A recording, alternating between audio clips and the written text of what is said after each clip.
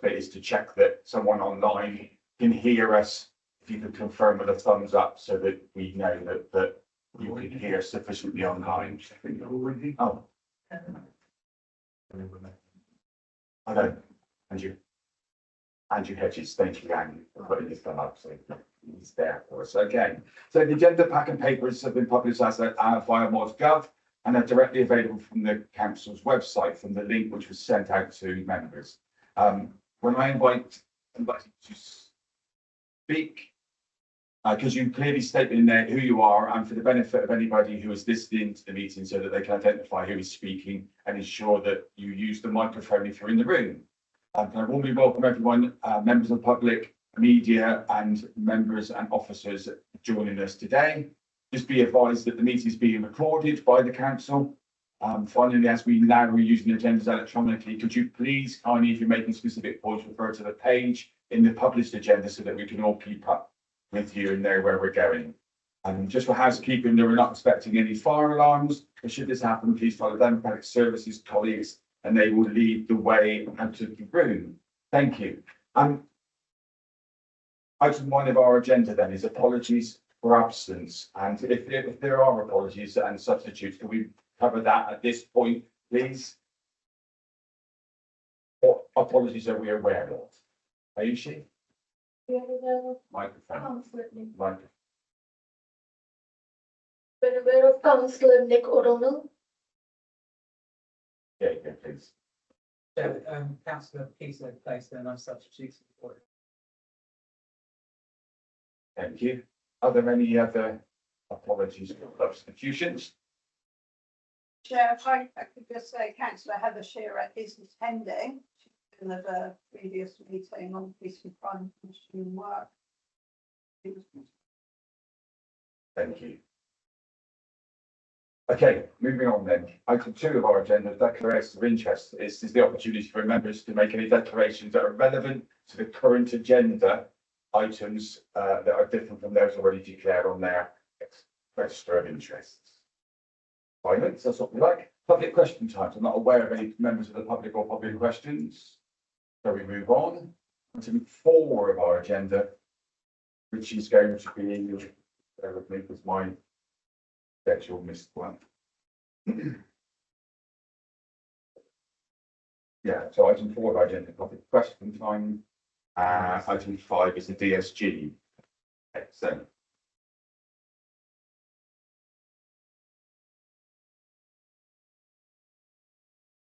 sorry, bear with me.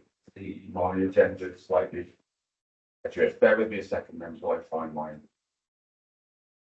Thank you, Mr. Yeah, so item 4 of our agenda, I think, is going to be work programme. Just to let you know, so there was a pre-agenda meeting recently, which an officer-led meeting, which Evie and I snuck into. There were some conversations about the agenda. There is an agenda for the August meeting, which is subject to change, but I'm just asking for the committee to allow us the opportunity to continue the conversations. And what we'll do as soon as that agenda is done is that we'll publish it. And one of the things which I can say that will be on that agenda will be likelihood of how, depending on the debate today, we as a committee would be monitoring the DMP. So that goes, so that obviously that will help us an opportunity there, but that's the rationale for the agenda. And once again, as always, one of the things that the Vice Chair and myself have been doing is trying to manage the number of things that we're coming. There's a nice long list of things that we're willing to look at. And I think the Vice Chair and myself are looking to work with officers in a more proactive way so that we can get some agendas and work planning in place so that we know what the next few meetings agendas will be looking like. As always, what I will say is that obviously members and also officers that may be looking, there are eyes and ears. So if there are any topics or points that you think we should be looking at, please feel free to drop us an email at the earliest opportunity. Councillor Martin. I know it's the right member to do it, Chair, but I was wondering if a matter of morale in local authority schools come up on the agenda at some point. I'm happy, I don't want to discuss it now, but I'm happy to contribute to compiling the agenda item, but I'd like to see it there somewhere. Martin, that's the kind of suggestion we have. So as I've always said, the best thing to do to make sure that we don't forget or lose it is if you email me and Evie and perhaps Jamie or Ishi with the detail, we can then start adding that to the list of things, and we can then, if there are any questions, we can bring that back and work on that. Thank you. Okay, we're moving on then. Item 5 of our agenda, the main body of the meeting today. So I've had a conversation with the officers that are presenting. This is for those of you that have gone through the papers, thank you. It probably brings us lots of questions up, but the plan today will be to go through the PowerPoint presentation, covering each point. What I've agreed with the officers is when they get to an end of a section, before they go on to the next page, we'll ask questions on what we've seen beforehand. Otherwise, my concern will be that by the end of the PowerPoint, we're all either forgotten some questions or having to revert backwards and forwards. And I hope that, well, I have a fair list of questions, and I'm sure that you do too. But the purpose of today is obviously to understand what the plan is. So the deficit management plan, which is in place to cover or start looking at closing the designated schools grant gap, so that we can start moving forward. And some of the reason I asked Scott to send out a notice to all members yesterday, to remind me of this meeting, when we're talking of more than £100 million, this isn't a small decision. And it's something that we need to have due regard for, A, as a council, which I know the executive does, but B, as members, so that we understand what's going on. Because I think one of the things you'll find when we go through this plan is that this is just a starting point, and there are other steps that will be coming in as we go forward. So one of the things that we may, as a committee, want to make a recommendation for is that perhaps we recommend to executive that they may want to set up a special monitoring board of some sort. This is more than just children and family scrutiny. It affects finance and property and the way that we do this. And so there may be there, but again, that's one of the things we may want to consider. And please remember, members, the purpose of this committee is to make recommendations to executive. That's the bit that's important. So if you have a good idea, I can't always keep up with the recommendations. If you think it would make a recommendation for executive, then let us know, because hopefully between Evie, Ayushi, Scott and myself, we can keep up so that when we get to the end, we'll have an idea of what recommendations or what suggestions we might want to make. I'm pleased to say that, and say I thank officers for that. The paper that's in front of us today is likely to be pretty much the paper that goes to executive. And therefore, it gives us an opportunity that's why it's in places talks about executive and different things like that. So this is the paper that's so our opportunity to hopefully influence or make suggestions or recommendations about it now before it gets to executive. Thank you for bearing that in mind. My soft shoe shuffle was allowed the children's services, and I thank you for that. Okay, so without further ado, I'll pass over to Amelia. Could you introduce yourself and then go for the report? Thank you. My name is Amelia Walker and I'm the Service Director for Education at Council. So I just want to start by setting a bit of context, and then Nicola and I would just like to take you through the slides. We have amended the slide pack. Just hold. Sorry, Amelia, forgive me for it. So let's pause for a second, just to pause. And what we'll do is that Heather, do you want to come up here? Would that be the reason I'm stopping? Is if you want to, I'm just thinking that this is quite. What we'll do is well. You can have that music, but it stops. Sorry, if anyone online, it's just that we're just having. I know that Heather was held up at an important meeting with Santa, which I was aware of, and it obviously overruns. So. I was hoping I could sneak in by the management. So that's your role. Yeah, so we just for a second and then we won't.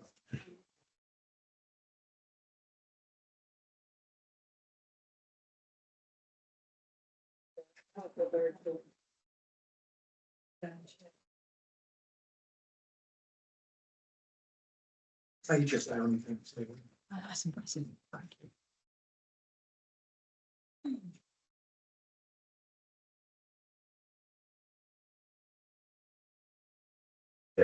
Just one other thing, the air conditioning in this room is poor, and I apologise for that, but we have one of those devil and the blue sea decisions, we could open the window on this side, but then you get the traffic noise. So if at any point anyone feels that they need to have a comfort break, they want to indicate, I'm happy to stop at an appropriate moment, so I recognise the fact that when I'm speaking, there's enough hot air coming out of my mouth without having anyone else to do so. Can I second that, Mr. Chair? If anyone needs a comfort break, I'm happy to just take a moment to feel, and in the same way, if you need to leave the room, then please feel free to do so as well. Amelia, I apologise for the interruption. Over to you again.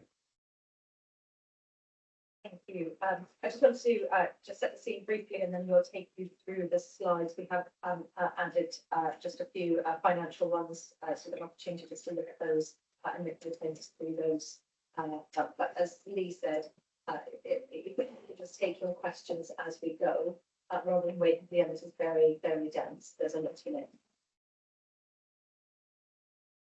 One of the things I think is important to establish from the outset, and I know this is something that everyone around this table is very aware of, but this is about money, but a cheaper system is a better system for children, and a better system for children is a cheaper system. The money and the outcomes track together. It's very, very expensive to fail children, and that's our focus is always on them. But also just being very aware of what others are telling us about where we need to go. I'm aware that we had Ofsted and CQC with us last week. Speaking to the local ombudsman as well as colleagues up and down the country. And you'll see the reference to people too, external consultants who also advised us. I just want to thank the very many people who contributed to this. This committee for their patience and for putting this dedicated session on at the time that we were able to make work for the timelines. So we're very grateful for that, and thank you to Lee. And also just want to recognise the enormous amount of work that's happened across both teams, and there's a reason that this is a finance and education papers, because the finance team have worked tirelessly alongside us from the start to get it to this point, and will continue to be alongside us.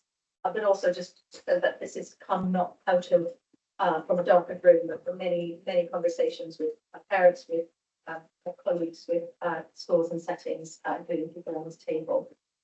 As you go, and you'll have seen from the papers, this is an umbrella plan, so it includes things both that are already in train, that we hope to commence if the plan is agreed, but also things that will require more consideration. And as Lee indicated, we will be expecting to come back to this committee many times, because the issues are so complex, they will require individual decision making to come, and the rest of this year will be heavily focused on that, and you can see them at paragraph 6.1. We've aimed to create an accessible plan, so I hope, and your feedback on that we'd be very grateful for. But this is not easy stuff, but we have done our utmost to make it transparent to all. We are still in the process of, as Leah said, is finalising the executive paper. So there are some amendments that have been proposed to that paper, but obviously what you see here today would be updated with the recommendations of today's session. But any other comments that you have about the papers themselves are welcome. So without further ado, I can take you through the first few slides, and then I'll hand over to Nick. So I think it's really important to emphasise this plan does not stand in isolation. There is an existing SEND strategy. It's been in place for a few years, and that strategy was co-produced with parents, children, professionals, and we have absolutely stuck with the themes that have come from that co-production, and will continue to do so. Some very powerful messages that we've heard through that. But the plan has moved on from the original strategy. And if I can take you to the next slide, I usually. Sorry, I will at least, we just pause on each slide before I move on. If there's any questions? I'll ask the question. Please. It's interesting. So the deficit management plan, so that this first slide, I think, yeah, it's linked to the SEND strategy. You made reference that it was put in place some years ago. I had a look and on our website, it seems to be, I think the most recent update was 2023, and the current strategy was 2023 to 2026. So the question, the bit that I was going to ask you talk. So is the plan different from the strategy? The first question. So, and you've seen the strategy, the way that the original strategy was devised. It had high-level principles, organising principles that had come from co-production, and the rest of that strategy was actions to deliver on those high-level principles. Those actions are now outdated. So if the plan is agreed, that strategy will be updated to remove these outdated actions and to replace them with reference to this plan. The SEND action plan is a multi-agency plan. It's led not just by council members, but you can see as we go through, the NHS is heavily involved, so is the Parent Care Board and other providers, schools and professionals. So the strategy will be updated if this is agreed. That's not point one, then that's not made clear here, because one of the things that confused me, that the statement you make is quite, the deficit management plan is linked to the SEND strategy. You just said the SEND strategy and the SEND action plan is out of date. So is the deficit management plan based on the previous SEND strategy or one that we're going to write in a minute? So the SEND strategy is two elements. It has high-level principles and then it has actions. So the actions are being replaced, updated, because those are out of date. But the core element, the high-level principles, which you can see here, those will be retained because they were co-produced with parents and carers and children. So do you have as a service, have a timeline for when the new SEND strategy will be put in place? So I think the intention is simply to remove the actions and make reference to the plan, keeping essentially the first bit of the strategy, which is the high-level principles that come from children. So it will simply be trimmed to remove the outdated actions. I don't want to start preempting that, but one of the recommendations that I would suggest that this bridge might consider is that the SEND strategy and the action plan be updated when it goes forward or at the earliest opportunity. And because for me, if 2022 to 2020, 23 to 26, we're playing, if the deficit management like that the MP is that important, we should have a SEND strategy that's in line with it. Obviously, I need to disagree. So, are there any members' questions? You just introduce yourself to the member. So I'll go back to the coordinated member. So we discussed the SEND strategy during the SEND partnership board, and at that point, the recognition was that it should be reviewed. That's at that time, which values produced. And I also feel probably local authorities already taking this into consideration. We are due to have the review of the SEND, and the review white paper which will be released at some time in October, November time. And maybe that's a really good opportunity as well to then look at and review the strategy, and particularly in line with some of the proposals which are in the documentation which was sent to us, to reflect things like, for example, the expansion of the SEND provisions within our mainstream school settings. All those things that should be part of the new strategy. Okay, thank you for your input. Just for members of the topics are representative from education, then I believe you chair the schools forum, or you're No, I'm not. I'm a member. member of the schools forum. So that's our education link coming into the partners link coming into this. So thank you for that. So in effect, what we're saying, are we comfortable then that one of the first recommendations we may want to executive is that they try to bring together or produce a timeline that brings the SEND strategy in line with the MP? That I'm not seeing any objective with it. I know that's being negative, so thank you. Move to the next slide, please.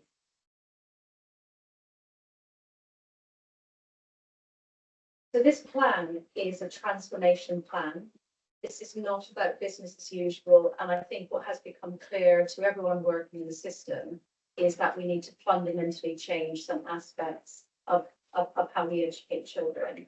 And the plan is based on some key elements, which you will see throughout.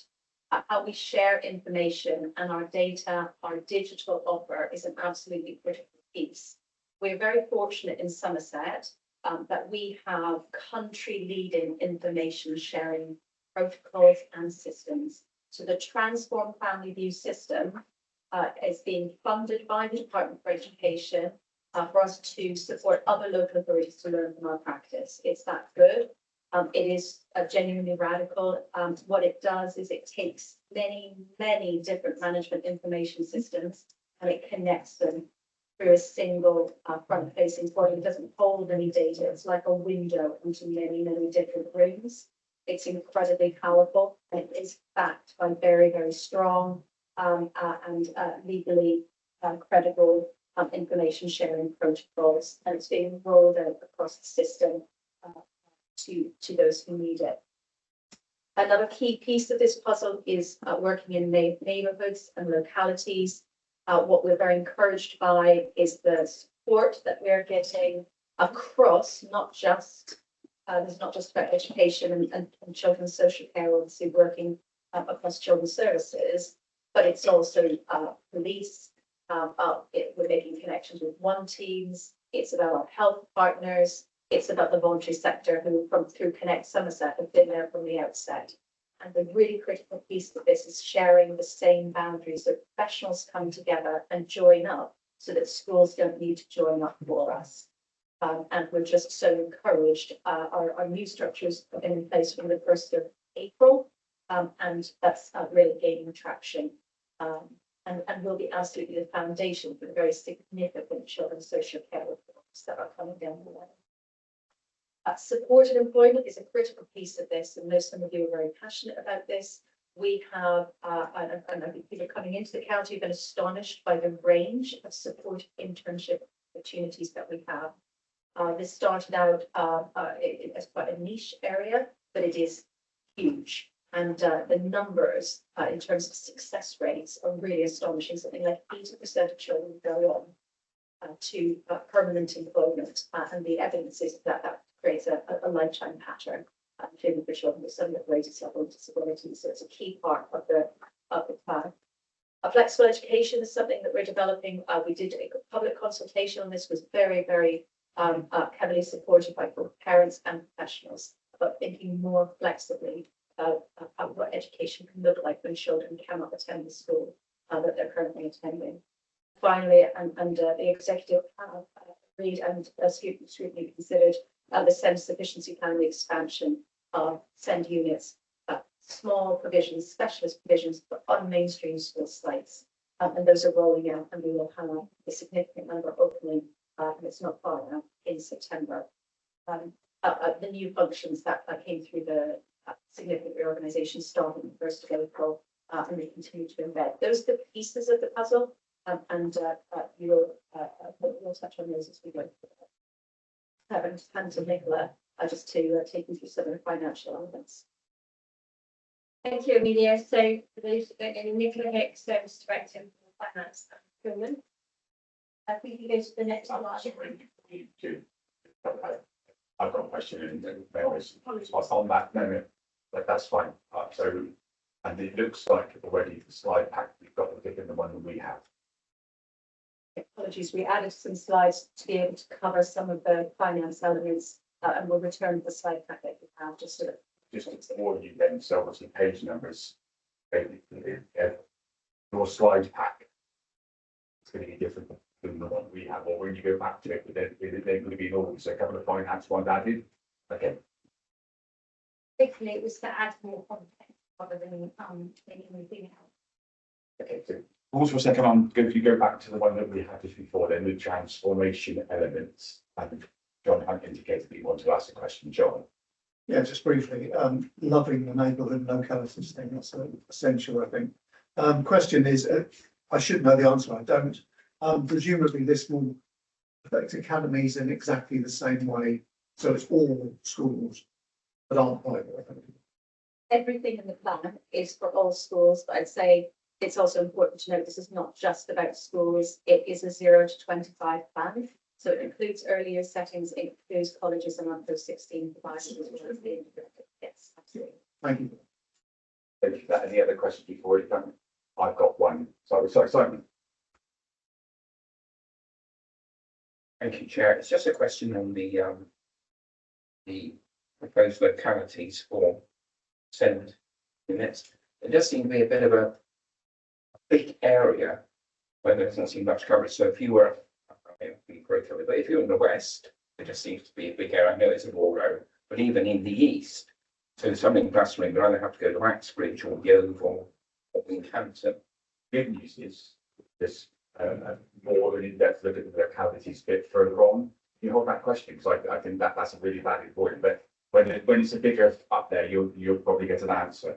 So I'll just come in quickly. I welcome the comments about people looking at us as trends, as setting the way with the plan and doing everything there. But the question I was going to ask, and I think is relevant now, how do we amplify our voice so that if Somerset are trendsetters, I suppose, or leading the way and learning from other people's errors? Are we speaking to the LGA? How are we using our way, our learning to feed into government? Is that something that we did? So do we want to, is the LGA looking at us as well? How are we feeding into that, the bigger picture? So we are quite well connected. I sit on the ADCS Education Policy Committee and Richard chairs another ADCS Policy Committee.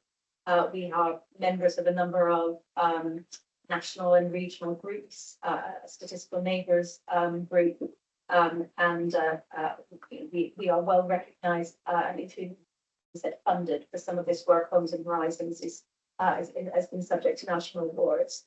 I think we will be taking steps to make sure that we are on platforms, that we are sharing our practice. Some of this is still very much in development, and we've had indication that it's in the right direction, but we do need to implement and embed and make sure that we have that solid evidence. But we are absolutely talking to people about what we're doing, and I am hopeful that the national report that is written off the back of the thematic review last week may give some indication of some of the things we're doing. Thank you. So perhaps one of the recommendations we might want to do is that we suggest to the executive that we need to be find a way to get the work that we're doing acknowledged, so that people can see how well we're doing what we're doing.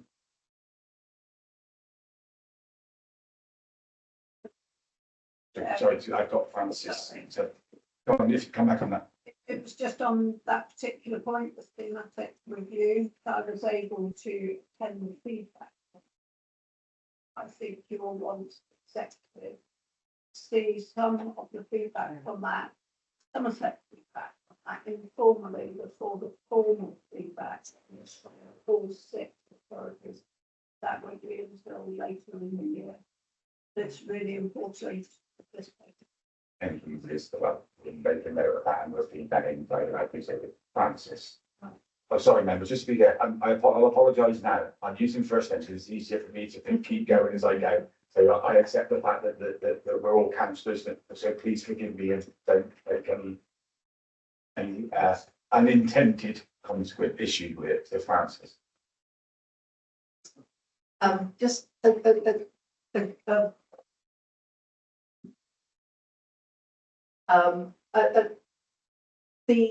data and digital, and first of all, wholehearted support. That's the first thing. The data and digital question. I just wonder whether there is something relevant here about information on housing as being important for our children and their schooling, and just whether that was one. And the other one, in terms of embedding new functions and practical education, there's a feeling I have that this is thinking about relationship with individual schools, and I wonder whether it needs to be more explicit for us, because I'm sure it's going on, that the various head teacher organisations, that there's more strategic groups are very much a part of this, and I'm quite sure it's going on, but I'd just like it to show itself. So I'm sorry I held up at this slide. I should have shut up and let it go, because we will have, in future slides, we'll be looking at them in more depth. To hold that question for now, Francis, that's it. Is that okay? I'd like to hold, because when we get to that point in the presentation, it will probably, if it's not answered, it would be a good point to make, and then potentially feedback. I've got a member online, Sue, your last one. Thank you. Sue Simpson, representing East Somerset Federation and Governor position. I would just like to share first-hand experience that since the 1st of April, we have noticed as an organisation a much improved approach to send. And to echo what Amelia has said about this being a very embryonic position at the moment, but so far our real life experience of this is that it is an effective and a very child focused way of dealing with things, and so far it is proving cost effective, which clearly is important, but actually from a child and parent perspective we are finding that we are able to get appropriate help in place a lot quicker because of these sort of additional pathways and these localized relationships that have been built up. Thank you, Chair. Yes, thank you. No other questions for me then? Sorry. Okay, thank you, Chair. Can we go on to the next slide?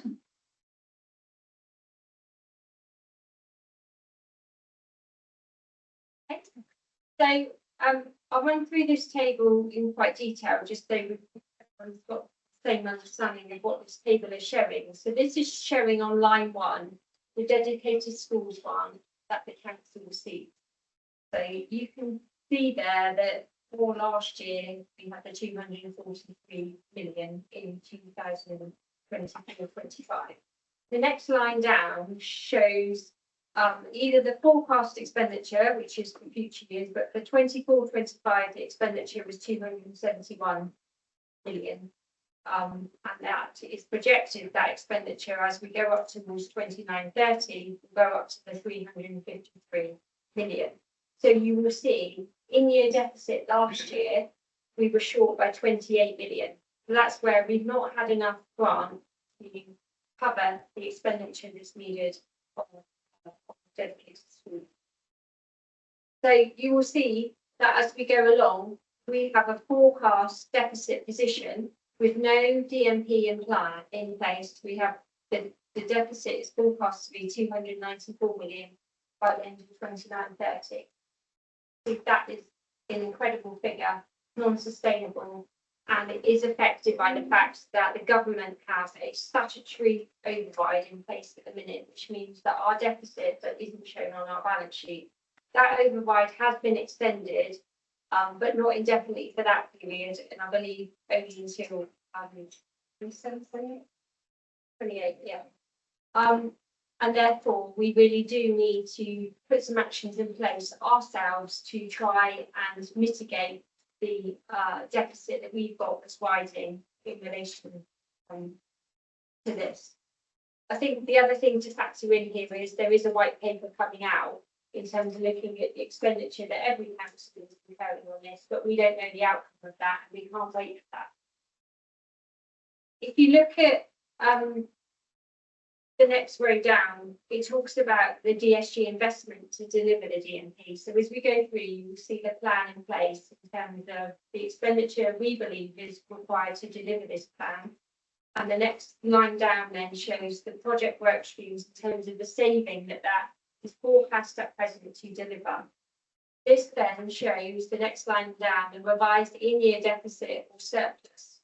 So you will see by the time we get to 28-29, if the plan comes to fruition in the way that we've currently forecast, we would be looking to a surplus of 2.911 billion by 28-29.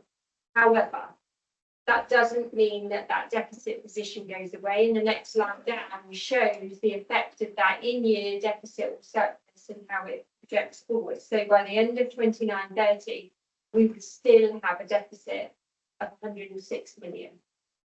So this just shows that although we're putting a plan in place, which is going to go a long way to help reduce that deficit going forward, it doesn't mean the deficit goes away, and it's not going to mitigate all of the deficit that we've currently got in that space.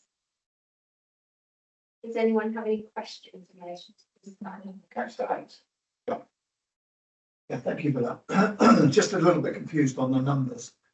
So in the dedicated schools grant, the top row there, at the moment we're on 243 for this current year, and we're forecasting a 30 million jump in the dedicated schools grant for the following year. And yet the years preceding that are about 5 million increases as we go along. My question really is, if it's 30 million for the first year, why is it not having a similar amount, or certainly a higher amount, or it produces a gloomy picture, unless I've got that, I'm reading that wrong. So I think 24-25 was last financial year. So although that kind of says forecast expenditure, and that has actually happened, so it's already happened, already gone. We're in 25-26. We know that the grant is 273 million in this financial year, and we projected forward that if we only get inflationary growth on that grant going forward, that's what those figures would be. Should I follow on? Understand that, thank you, that's great. So looking at that then, so 273, we're now forecasting 278 based on the actual figure that we know is coming. My concern is by continually going, I appreciate we're being very careful and cautious, which is the right approach, obviously. But if that was something between what we just had as an increase, £30 million, and what we're forecasting, even that would add £10 million extra to those columns. My concern, obviously, is that cuts that will have to be made to achieve these sort of figures and reduce this, the deficit itself. We're basing this on assumed very, very low numbers, which don't equate to what's happened previously. I'm just concerned we're going a bit over the top by coming it right back to the very back. I think it's around 2.5% increase each year, based on 30 million increase. That's not 12.5%, 13% previously. Doesn't make a lot of sense to me. I know we're being cautious, but being over cautious may well affect services that we can give to our residents. So let me like great. So there was a one-off grant, you might have remembered it from one of the spending reviews, there was an allocation of a significant sum to the high needs deficit. There was a bit of a row about it because people said that's not going to reach schools, and the government was very openly acknowledging that the additional monies that were going into the DSG were likely to go on to balance sheets and local authorities. So really, there's no reason to expect that one-off grant is likely to continue. It was a sum that was announced in the money spending. Sorry, Mr. Chair. Yeah, thank you. That makes sense. So going forward then, so in the autumn review that's coming up, I appreciate you don't know what's going to be saying at this stage. If the review indicates that actually these figures will be better, we can expect more monies, or they're giving a 5%, for example, they give an actual figure. Presumably we will revise this ongoing, because that does dramatically affect the bottom line. And we've only, like, if you think about our normal general fund, then we get in as the forecast figures taken forward. The only caveat I would make with this is that even we've still got that deficit, it's quite a significant deficit, and that is having, I'm not bringing treasury management into this, but you know, we don't want to get into a situation where we are obviously that has to borrow to fund our DSG deficit. There are many councils out there at the moment that are in that financial situation. So I think anything we can do to mitigate and bring that down, we are helping wider councils. Andy? Yes, just to clarify my own mind what's going on. The override has been extended to 27, 28, I believe. There was got a 2-year agree on the override. Deficit at that point is still predicted to be 129 million. It's well over double what it is now. What are we doing? Are we just kicking the can down the road? Are we just hoping that they're going to come back and say, oh, we'll be given a couple of years to keep doing that until for one day within the lottery. I just feel as though things are not going to get any better. They're just going to get worse and worse over the next few years. I know we're all working hard to find solutions. I think every council has fed back to government that no council can get out of this without further government intervention. We feel that we would like government to come up with a longer term solution to this and not just keep extending the statutory override, because that doesn't give the council certainty, it doesn't help us with forecasting whether this is going to hit our balance sheet. But whether the government are going to do that, or whether they are just going to keep extending the statutory override because financially they aren't able to give out money to help all councils cover this. So I think that they're either going to just keep extending the statutory override, or they could look to solutions to say where you could capitalise some of the expenditure and do it that way. But we don't know, and that's one of the things we're waiting on them and not being done about. We need a solution to this. We wait. Thank you. I think, Andy, I preempt where you're going with this. I think as a committee, you've rightly identified there's lots of ifs and buts and maybes and no clarity going forward. One of the things that we may want to suggest as a committee to executive is that they enhance their lobbying of government for a long-term financial view on this. That we also lobby government for a designated school grant that meets the expectations of councils, which is important. I understand the response that they're getting in relation to the fact that there is lobbying going on. I think it would be worth, my suggestion is that this committee adds to that and enhances our concern with the future, the way that the future looks, and that we boost up and do everything we can within our power to make our concerns heard. I just come back to one question that it hasn't been addressed around master, but we're saying that we don't want to capitalise and borrow against the money that we owe in order to bring that down. If we were to do that and say that the playing field was zero, could we then budget or stay within the budget moving forward, or would we be able to do another big test? So as it stands, we don't have the means to come in under budget. That's because we have to deliver within statutory guidelines. So everything we're seeing here is about us trying to redesign the whole system to try and get out of what is effectively a trap, because we are caught within that statutory requirement.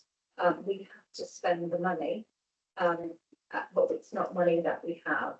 I think what gives me encouragement is that this is very much at the very top of the national agenda now. We know that it's a focus for number 10. It's definitely going to stand internally in the DfE. They've got half the department working on it. It's become political hot potato, and that is really the only thing that we have to rest on, other than doing everything within our power to change what is within our gift, which isn't a lot. What we're doing, we're pushing all the boundaries that we can, and the rest of it. And what I'm pleased to say is I think that we've seen the government very much recognises this is not something that local authorities can fix on their own. And I guess that's in relation to the deficit, that the thing is to recognise, say, that element around the growth of the grant is not big enough to cover the expectation for us to deliver. So receiving 2 to 3%, it's not high enough growth. That's so weird. If that remains, we're never going to get out of that situation. Thank you. So at the moment, I've got I think it's Marcus, Simon, and Diego. That's what, but can I just do that one quickly, because I'm a bit confused with the 25-26.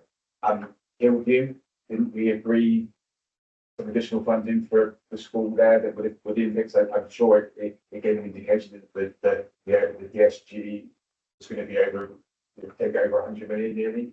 Am I right in that? That was on the projection that we had for what was originally the budget for the DSG deficit for 25-26, but what actually happened was the deficit for 24-25 came in slightly lower. Thank you. Thank you, Chair.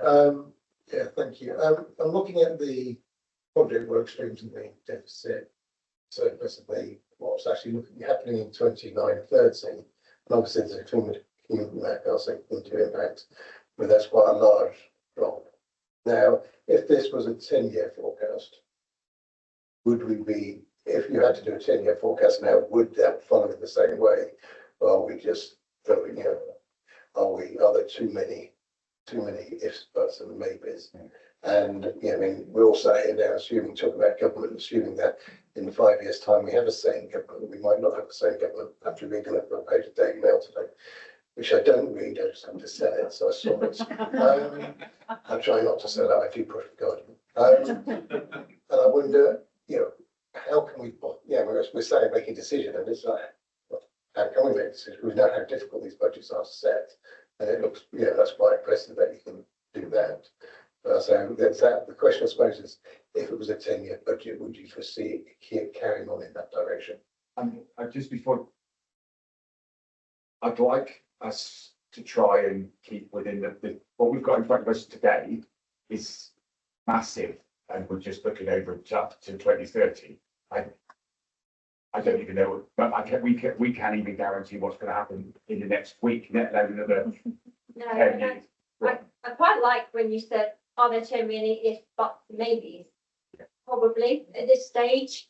And I think the model that we have goes up to 2032, 33, but there's obviously a lot of variations in that we have to monitor. And this is very much a plan. We're going to have to closely monitor the achievement of the plan as we go along to make sure, we may need to flex some things may not work out, we may need to have to adjust funds and spend in one area to deliver some savings in different areas. So I think there's too much to go that far at this stage, and what we've done is link this to the MTFS, which covers the same period as our MTFS, the general fund. Thank you. Yeah. Simon. Thanks, Chair. A couple of things from me. Just for real clarity. On the graph, so 29-30 DSG investment delivered the MP. That year, we've got 1.7 million there. Please treat me as a school kid, because someone from the outside can look at that and say, really good value for money for spending 1.7 million investment on to deliver that PMP plan, which will then lead to a deficit of 294 million to 160 million. That's a really very good value for money, perhaps. But if you could explain that a bit further. And the second point, if I may as well, is on the 27-28 year front point. There is still that deficit there, that in-year deficit of 11.3 million. 2 years later, we're looking at a 19.7 year surplus. And I'm only wondering, perhaps it may become clearer later on as we go through the presentation, whether there's anything that can be done much sooner to get to that surplus position before 29 closed. Perhaps that will display in the presentation a bit better.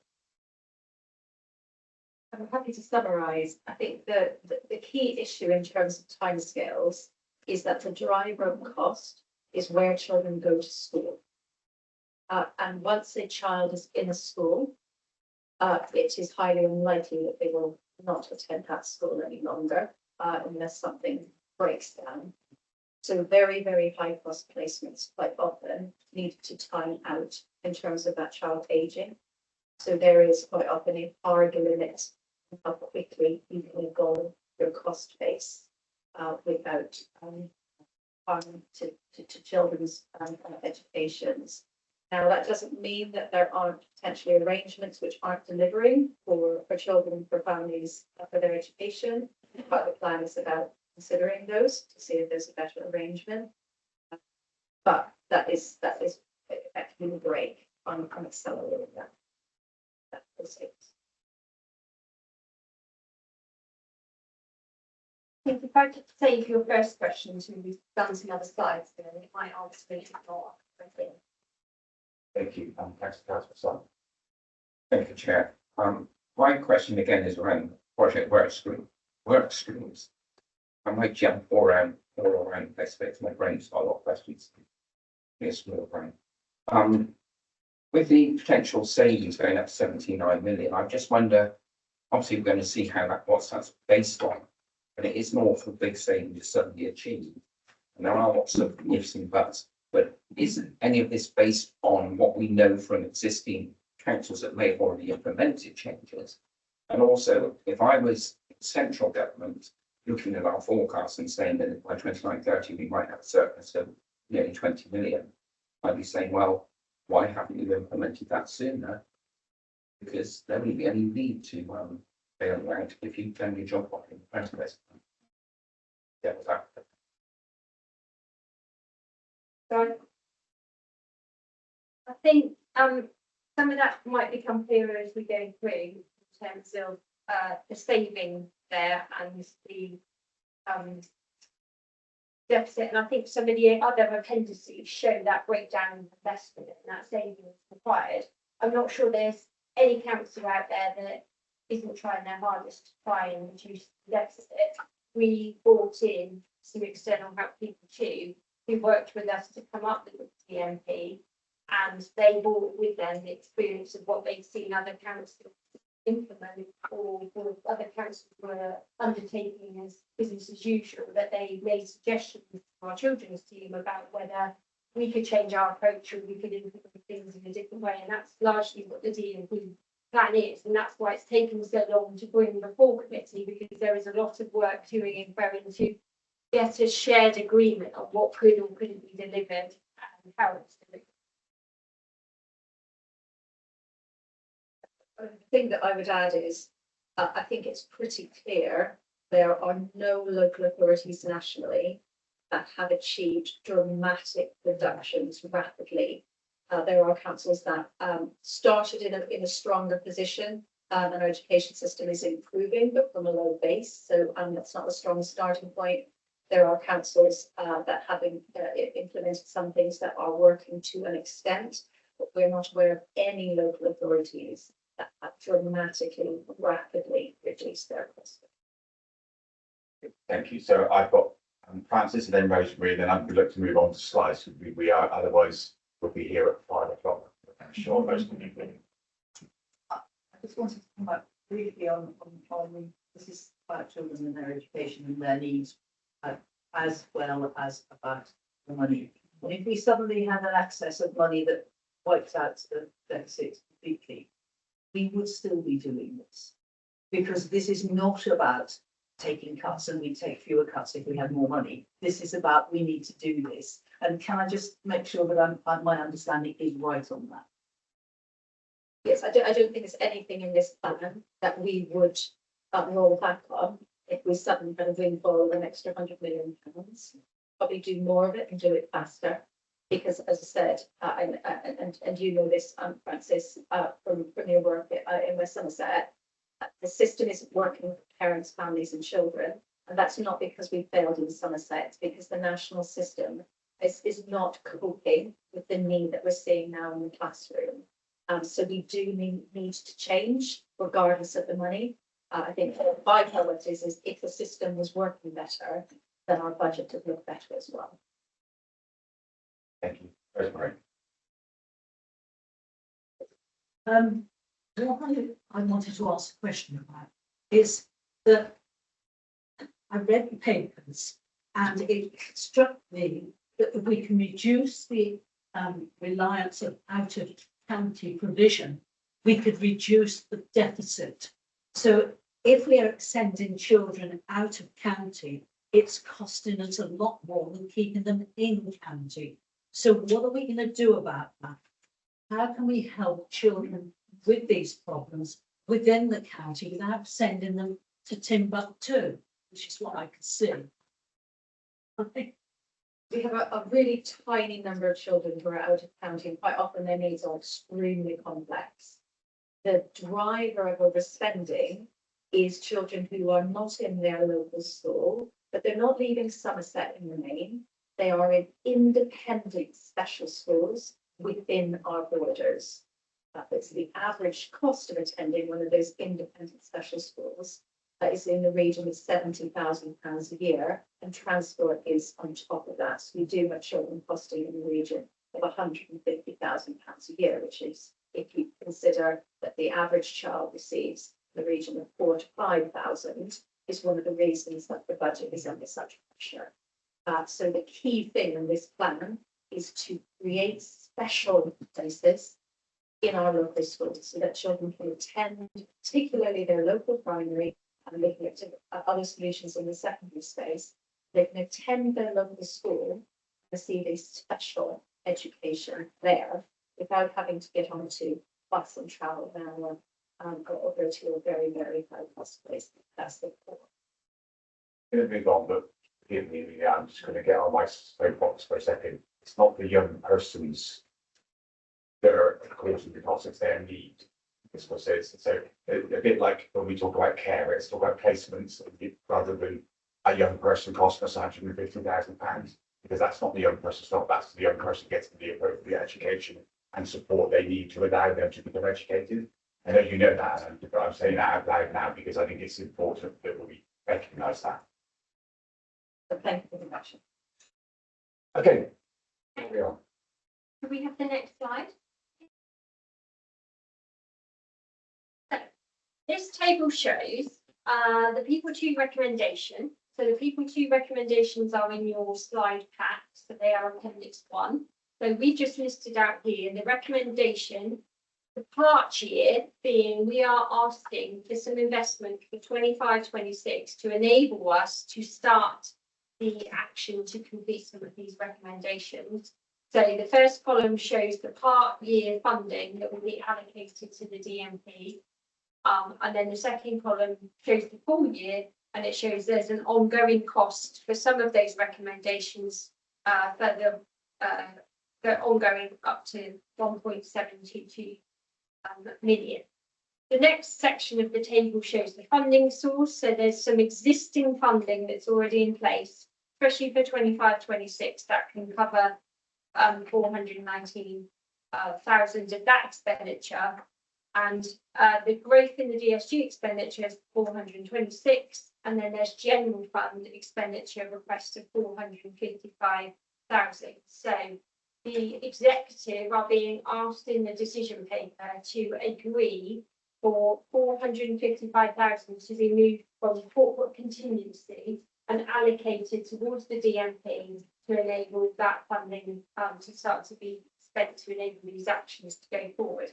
Any allocation of future funding towards the DMP is a full council decision, and therefore the DMP will have to follow through to full council to get agreement to allocate future year funding, because executives don't have the power to do that. So the table there just shows kind of that funding there in terms of what we're going to spend this financial year, ongoing future, and shows how we could also fund some of it through flexible use capital receipts or capital receipts, and that's just something that we will work on as we look at the funding that the areas of spend that funding is going out of.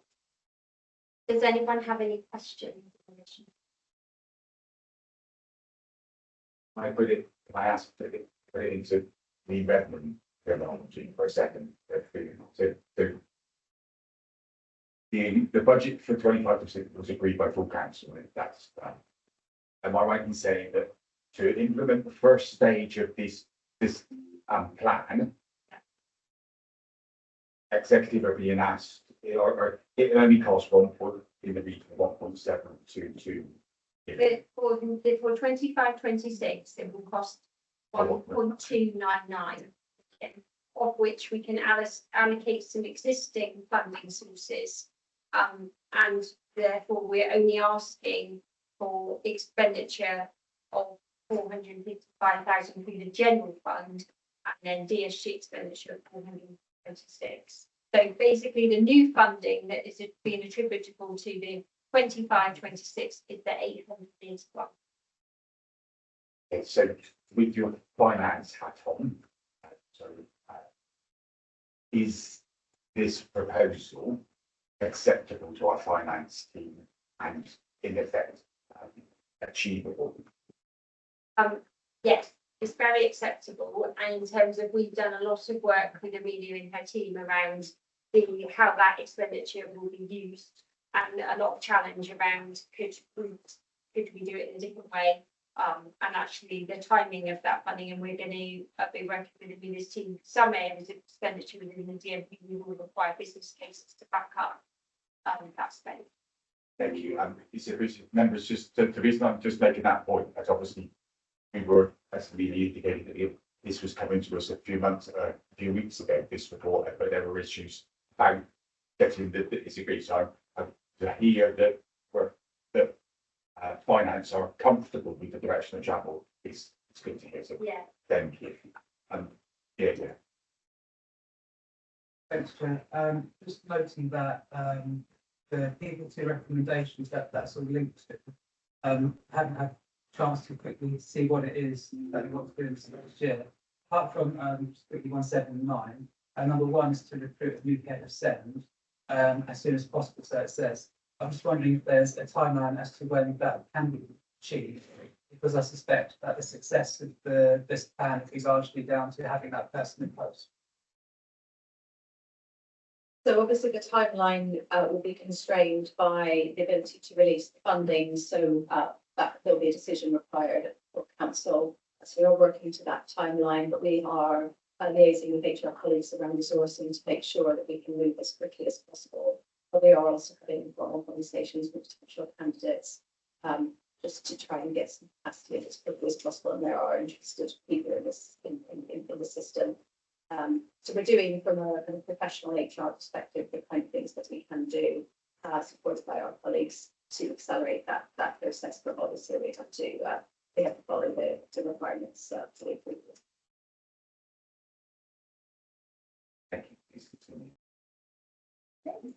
Next slide, please. But apologies for the busyness of this slide and quite confusing, but I think it's just really to show the table on the right hand side shows the savings attributable up to 2930, and also the rec column is the reconciliation to the people to recommendation. So those numbers there reflect the people to recommendation. So it shows in there the projected savings and then the annual investment required. Some of the investment required is to deliver the work streams and deliver specific pieces, whereas we do have some investment like the head of SEND, which we would call more enabling. So they're not linked to a specific recommendation in the plan. They will overarch the plan completely, a bit like any transformation activity will be across the board. It won't be one specific recommendation. So that's where we've broken that down into work streams and enabling. All of this is more broken down in the appendices in much more detail. But I think to answer some of your point, Diego, around the return on investment, you'll see there that the finance are happy because it's showing there in those financial years that every pound invested, the return on investment. So that's why we're very supportive of getting this BMP plan in place and agreed, because we believe that every time we can invest, we will see that return and that reduction on the deficit. If I could do the next slide and then take questions on both of them, if that's okay. If we could just get, because I think some of it is answered in a more of a summary table here, where actually we can see the cumulative savings across that. So when we talk about the 79 million by 2930, I think it's important to recognise that that's cumulative figure. So year on year, that saving will come in, and that's why it gets to 79. So we are not suddenly saying for something we're delivering in this plan, we're going to just hit that all in 1 year. What we're saying is year on year, we should start to see that saving come through. But that is also why the investment increases, because we built in the cost of that investment in terms, and then that shows the return on investment and why we are recommending that we do spend additional general fund and DSG funding to get this.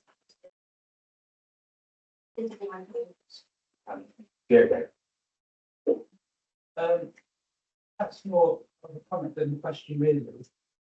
So if the return for investment for every pound is £9.40, then also that's doing great. And, you know, our council should take it on board to do this for the council's finances. But as great as it is, because that's such a big return on investment, it also sets alarm bells in my head, asking myself, is that actually realistic and achievable? I'm sure it is, but that's what's bringing in my head. It's actually, is this really achievable? That's a huge return on investment. And I'd be interested to know whether you've had examples of other authorities doing the same thing and getting the same kind of return on investment, projecting the same return on investment. So there are a lot of assumptions built into this, and one of the things I think is important to emphasise is the collaboration of my team and finance has been supported by finance building some quite complex models to enable us to track down to child level of whose education we're supporting at what level, and how that then tracks year by year, so we can look at a full group of over 5,500 children with plans and track how different movements of placements would impact over quite a long period of time. That's a really significant enterprise. But what that needs to connect to in my team is actually knowing the names of those children, knowing how their education is going, and working with schools to enable their outcomes. So it's a huge enterprise. What that means is there's going to be an enormous amount of ongoing data we're going to have to be checking at all times to make sure that what we're doing is working. And as you said, there are things that won't work.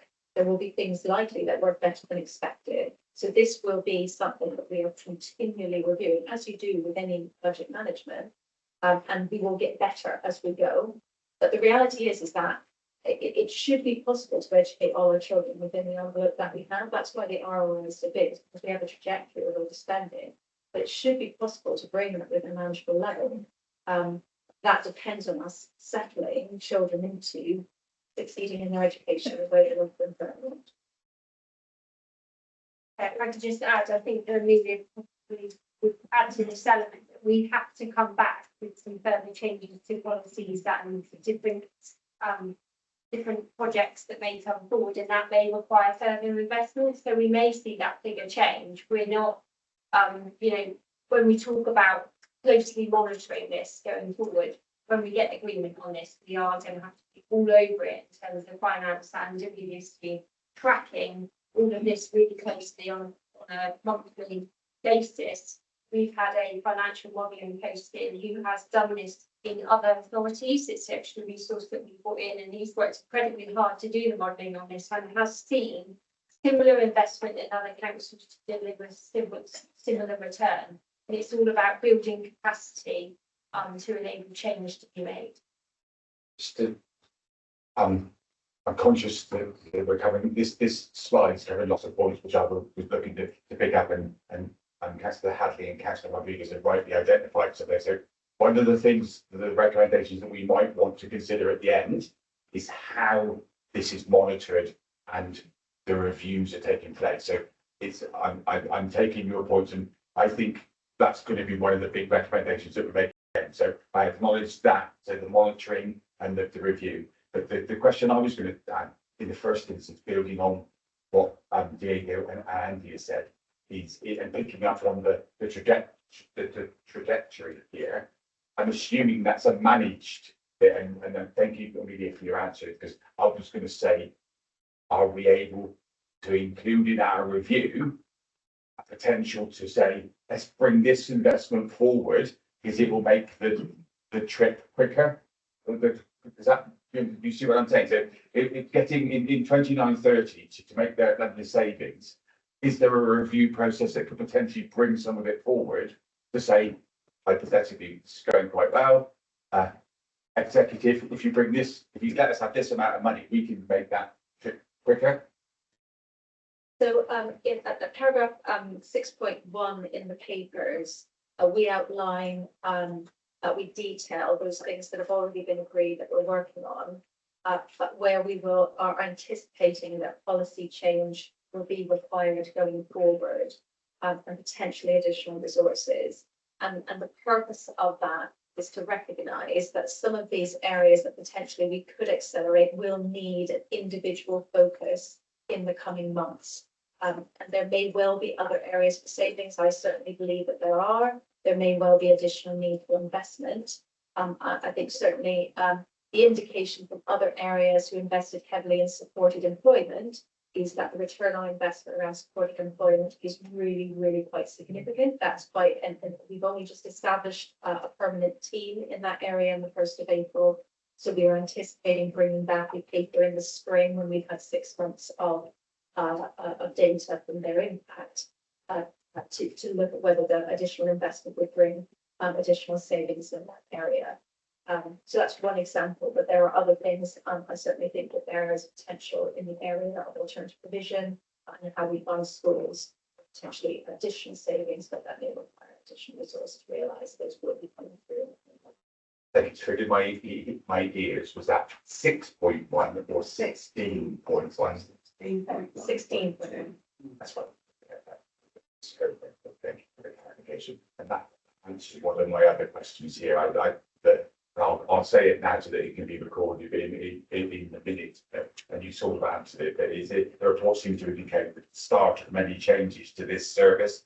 How will future changes be designed, reported and implemented? Then you actually answered that for, but I think it was a point I wanted to make that we had. We've got Sue online. Would you like to come in, please? Thank you, Chair. I think it's important to recognise that a lot of the changes revolve around staff training, a hearts and minds change in philosophy, and taking a lot of people with us. And that doesn't happen immediately. I think a lot of us would love to see financial improvement a lot quicker. But, you know, in terms of staff training, it's going to take me a year to train, send specialist learning assistants, for example, and that's just to get the ball rolling. And I think this is one of these places where, because we're dealing with human beings and because we are asking them to do something that is perhaps new and vaguely slightly uncomfortable, and I mean in terms of all stakeholders there, then actually allowing for the process of time passing and generational change is really, really important. Thank you for that. Again, I'm conscious of the time and we've got lots of implementation slides coming in, so do you want to carry on?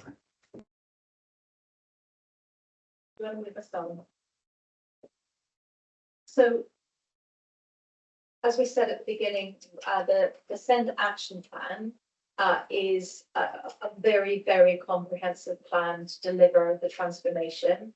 It is led across children's services, but also from health. And we have a strong and mature partnership around the table in the SEND partnership, which Sławek attends. And there are a lot of things that have already happened. There is an awful lot more to do. But what I would say is really important about the plan is that it is one plan, which might sound a statement of the blindingly obvious. But when there is a national crisis like we have, arguably now in SEND, quite often what happens is you get a proliferation of different organisations asking for plans. And so we've had to work quite hard to make sure that whether it is Ofsted or the Department for Education, or it is a local government ombudsman, that all of those plans track back to one plan. Because one of the things we've encountered in the past is that if you're reporting in many directions at once, your productivity decreases commensurately. So I think underlining this transformation is that one plan, but it is also a living plan, and we will continue to keep it under review as various things come for the decision and consideration.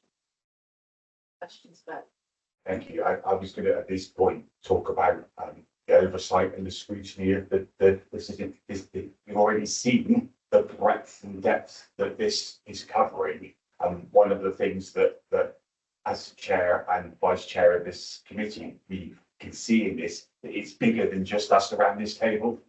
And it involves lots of different facets of the council as well. So when it comes to overview and scrutiny, one of the things that I'd like to suggest to the committee that we look at the end for one of our recommendations is that when we recommend to executive that they create an oversight body of some sort, whether it's a working group or what, or we are able to set up a subcommittee that comes from here. But it's more than just children and family scrutiny. We've got finance elements and it's a bigger picture. And I'm sorry, when we're talking about the best part of £200 million, it's going to need some proper oversight. And I don't mean that in a negative way, but more targeted.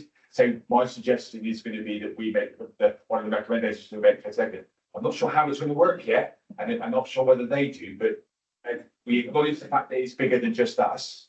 We acknowledge the fact that it's going to need some specific monitoring and oversight from, I would suggest, potentially other officers as well as councillors as well. And so I'm saying it now because this is the point. Because when we look at this, we've got work together, we've got getting help early, we've got access to the right support, we've got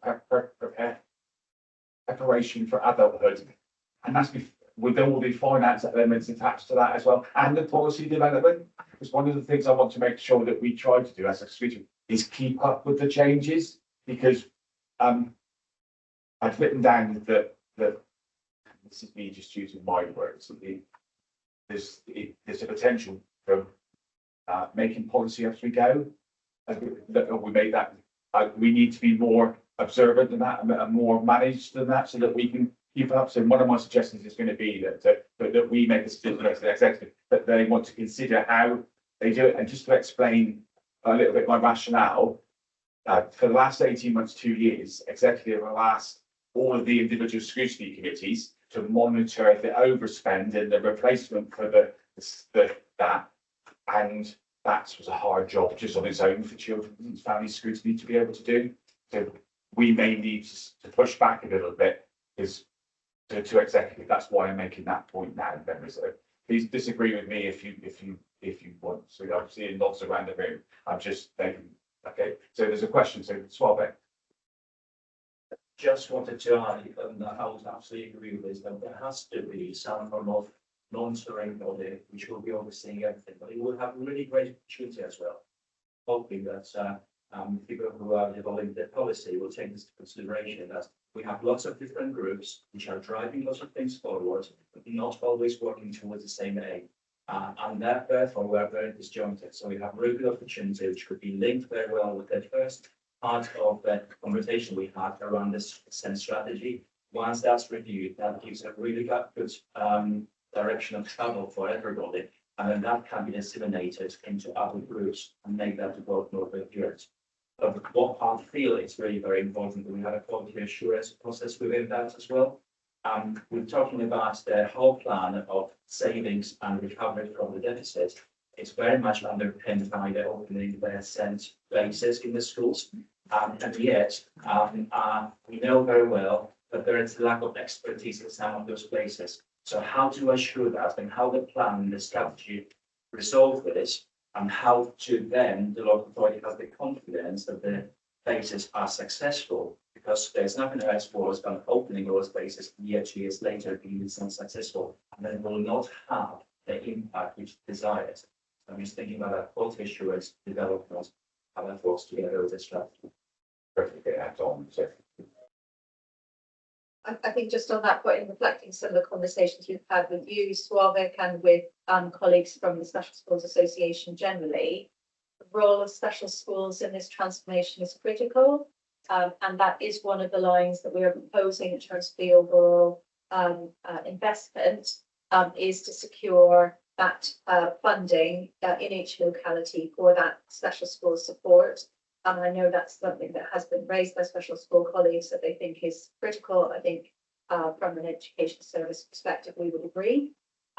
So just to flag that is one of the lines in the proposal plan. thank you. Okay, I'm going to take some answers if I can move on. One absolutely QA. And QA is a learning thing, and not only for schools and units in schools, but also for all the work that is done internally in terms of staff and so on. So that's I think something which needs to be really important in our thinking. It was certainly one of the drivers towards improvements of children's social care over the years. And the other thing I would say is oversight, absolutely, multi-agency oversight. And a multi-agency oversight of the whole lot, which means looking at other people as well as at us. And where there's the Assembly Improvement Board, which was just such a multi-agency board, which certainly at one stage was chaired alternately by the chief executive of the local authority and the chief executive, the predecessor for the whatever the current board is. I can't remember the initial board with health service. Is that a vehicle that could be enhanced for this purpose? So I would say that there's likely needed a broader conversation about governance as a whole. This is only one part of children's transformation, as we're very well aware. And I know that's something that Councillor Revens is here and has encouraged us to be thinking about in terms of the education system. And I think that some of the things that Sławek is touching on, there's been a huge amount of good work in bringing people around tables to be part of collective decision making. We're really grateful for the amount of time that colleagues and outside the council have given to that. But we're probably at a pivot point to now to move those things on.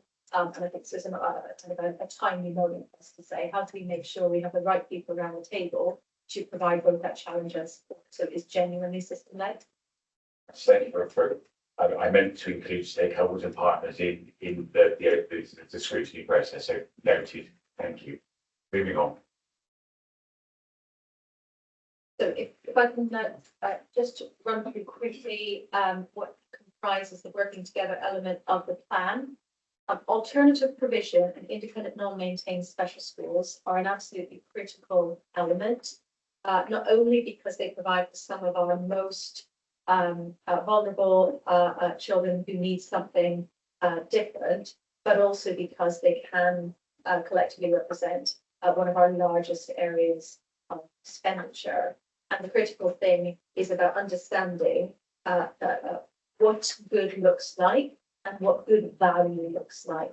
And certainly we are aware of some absolutely brilliant work that's taking place within the county, as well as a very wide range of arrangements. And I don't think I've ever heard universal agreement that those arrangements are all either appropriate or good value.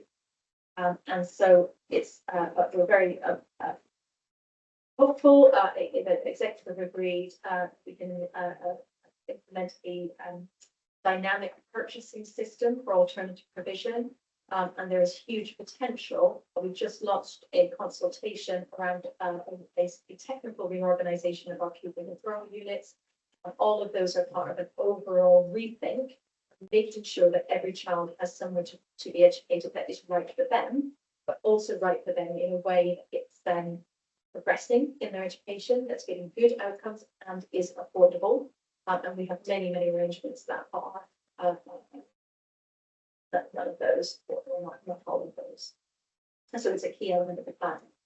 Neighbourhoods and localities, obviously, we touched on, and that really is about implementing the very ambitious proposals and continuing to roll them out to wider professionals where that's appropriate, or connecting in wider groups of professionals where that's appropriate. We're receiving a lot of positive support for that approach. Engagement and the local offer, and I'm very grateful to Sue Simpson's comments. The involvement of parents and the access that parents have to really good information about what is available in their local area, particularly at an early stage when they're aware that a child needs something more, is critical, and there's a great deal more they can do in that space. Data and digital we've touched on, and what I would say is that we have been doing some, and this is sort of the unglamorous work that often goes unheralded, but looking at transactions, looking at processes, and some of the processing and transactional costs of the SEND system are astronomical. And so using things like AI, we've had real success in a pilot with social care using magic notes, where in the pilot social workers were able to reduce their time administration by a day a week, which is absolutely extraordinary. And that's freeing up time to spend time with children, which is what we are hoping maybe able to learn some lessons in the sense system as well, about cutting down on bureaucracy, spending more time with people. And joint commissioning is an area we're doing some good examples. And also the Misterton school, the first of its kind in the country, was jointly commissioned with CAMS, the Mental Health Service. But there's more that you can do in this space, particularly around areas of therapies, which are of mutual interest. You can just see on the next one, I'll take these two together and take the questions. I've just highlighted those things that we're working moving forward. So we are progressing the locality model. We are looking to expand capacity for the inclusion of Viceline. That's been in place for some time, but demand has increased. Transactional finance is an area we'll be looking for additional resources. And then areas that we would be looking to bring back to this community, to this committee, to executive, are around alternative provision, pupil referral units and behaviour partnerships, following the current consultation, and then looking at whether there are more digital models that we could implement around that transactional space. But we'll need wider corporate support. That scope and suggest that that is something to take forward. Members, any questions? Councillor Hunt, John.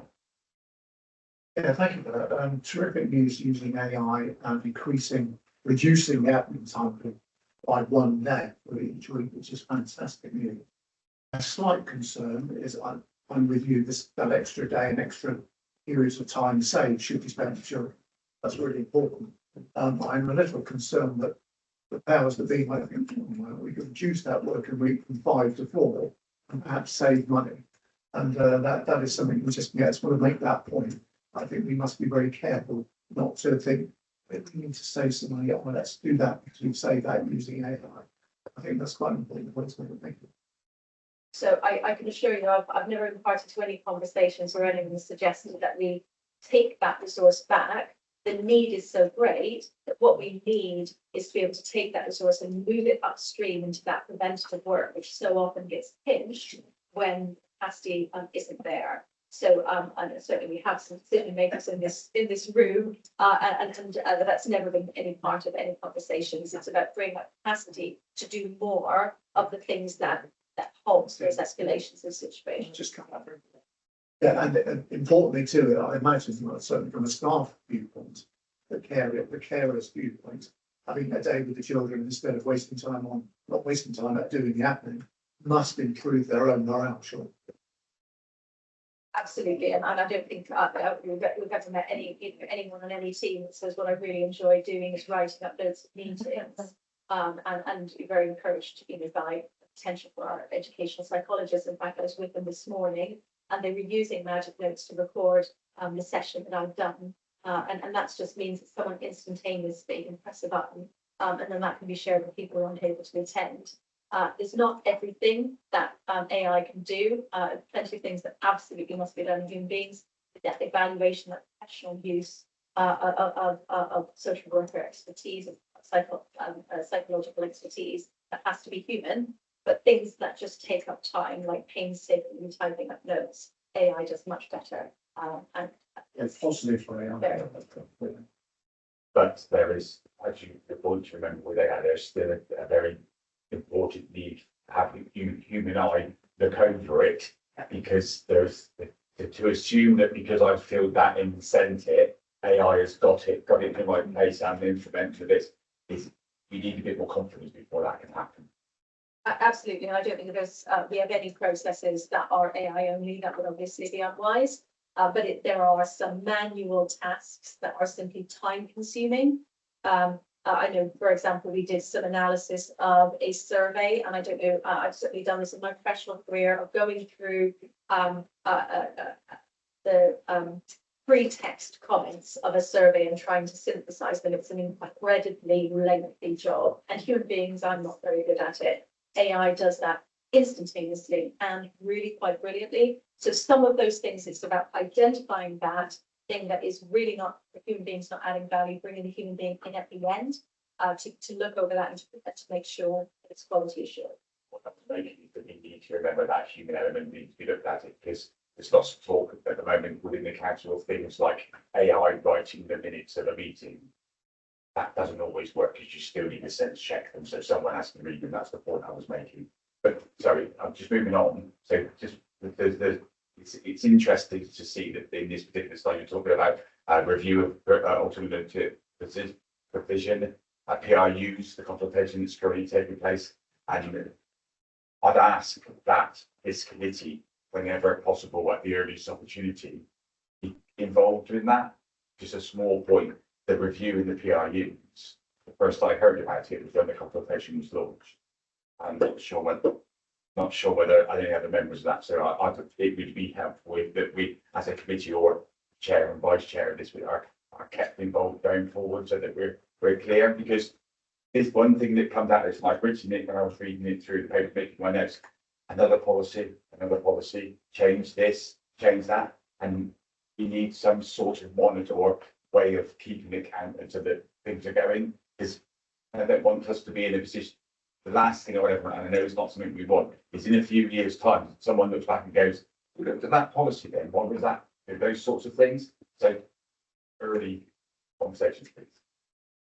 So apologies, I think this is definitely on the scrutiny forward plan. For the forthcoming meeting, I understand. But obviously, one of our objectives for this process is for us all to be able to see all of the things that are coming forward, so that we can have quality conversations about the scrutiny forward agenda, and everyone is cited on decisions that are coming down the line, and I think that will help to. Thank you. Okay, moving on. We'll have it, Lisa.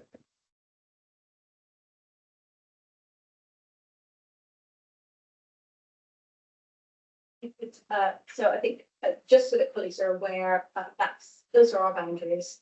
And if anyone ever asks where do the boundaries come from, they reflect the primary care network boundaries in Somerset.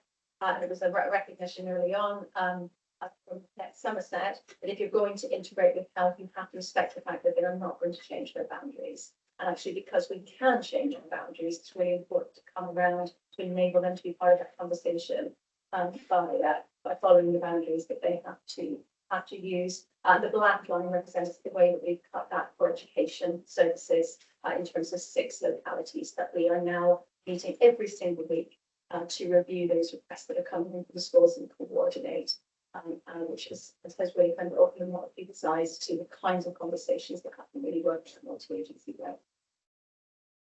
Sorry, the wrong button, right?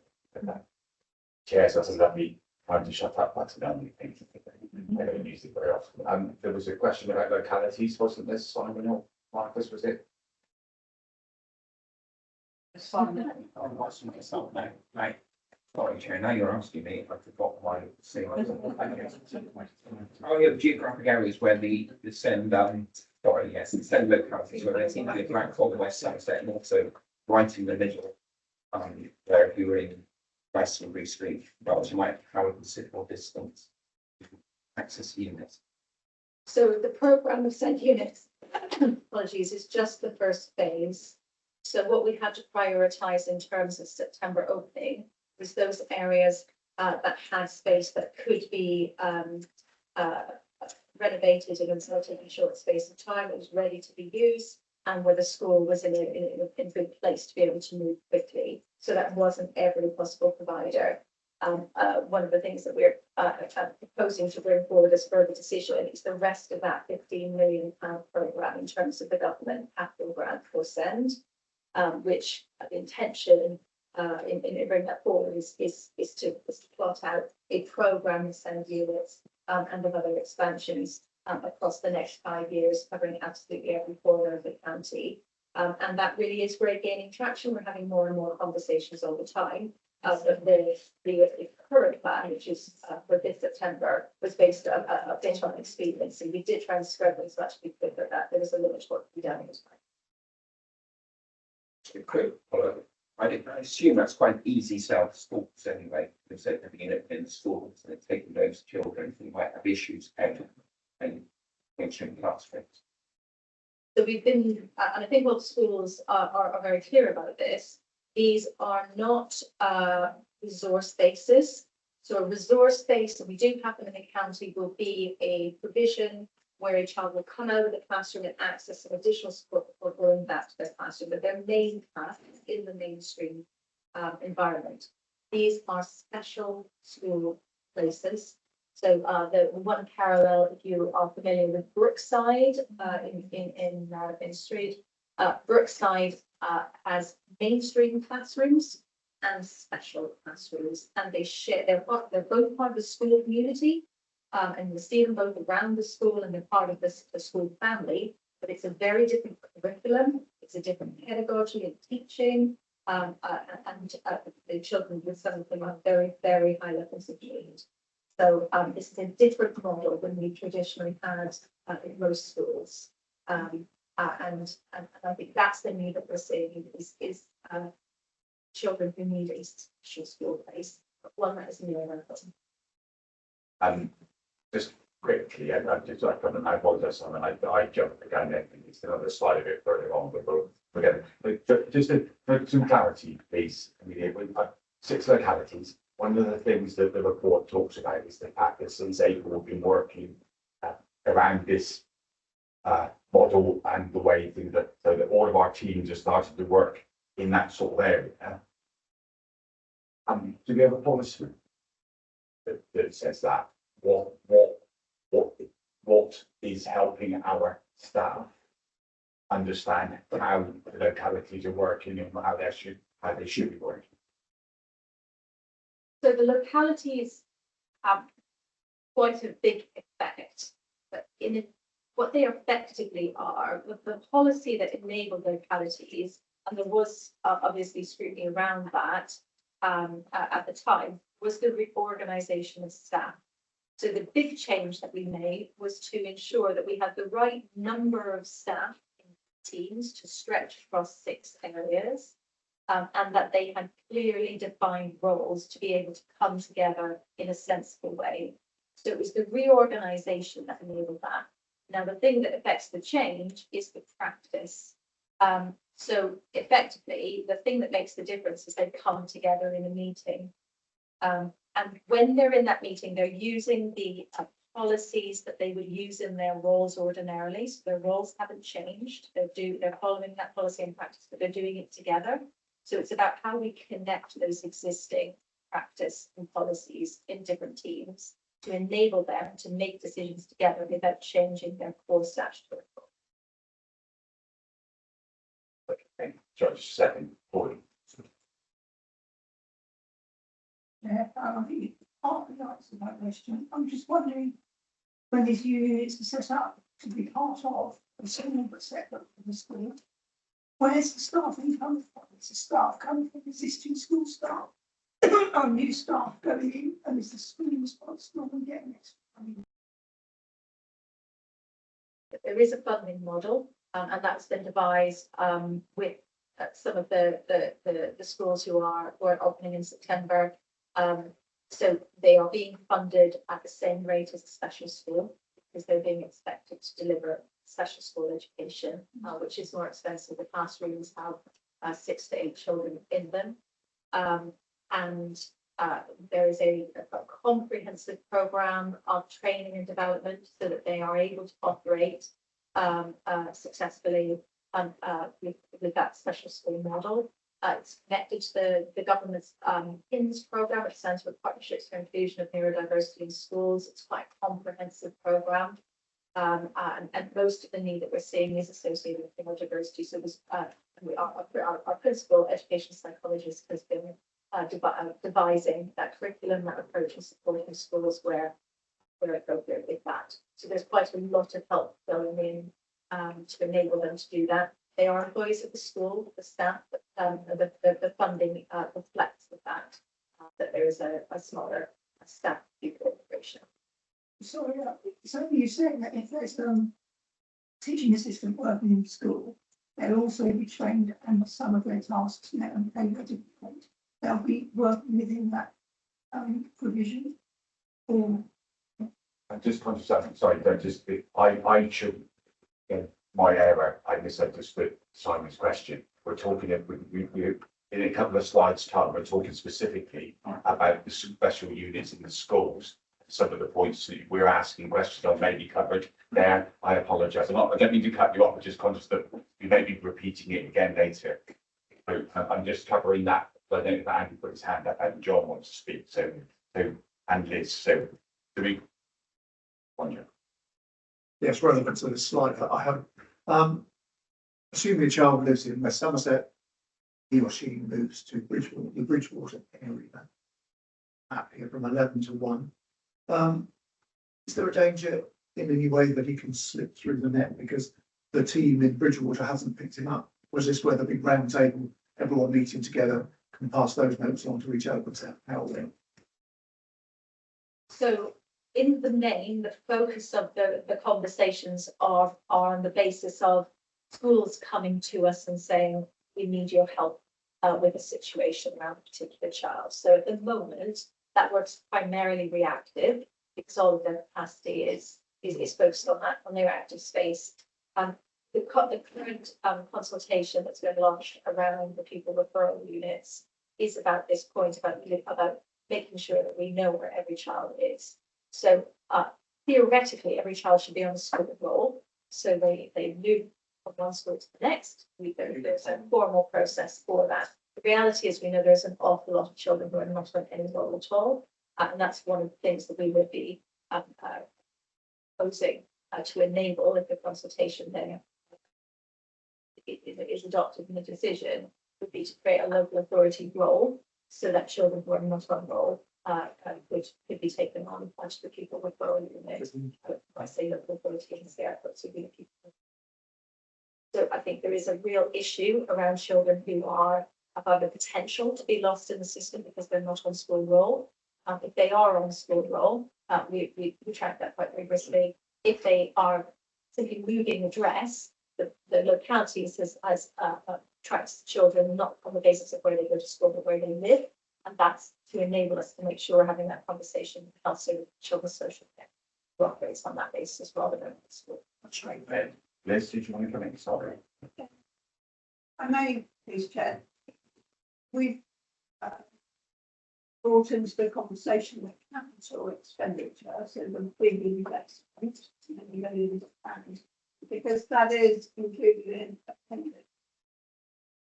That is part of, correctly, the return on investment. Why is that capital expenditure on the unit talking about?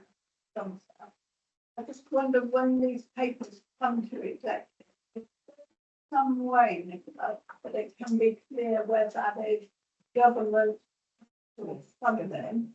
I think that would be really helpful because I'm not sure that it's clear that there is government capital funding as well as what we're asking this principal to contribute. I think if we could differentiate, that would make it easier for people to understand that there is actually really significant investment.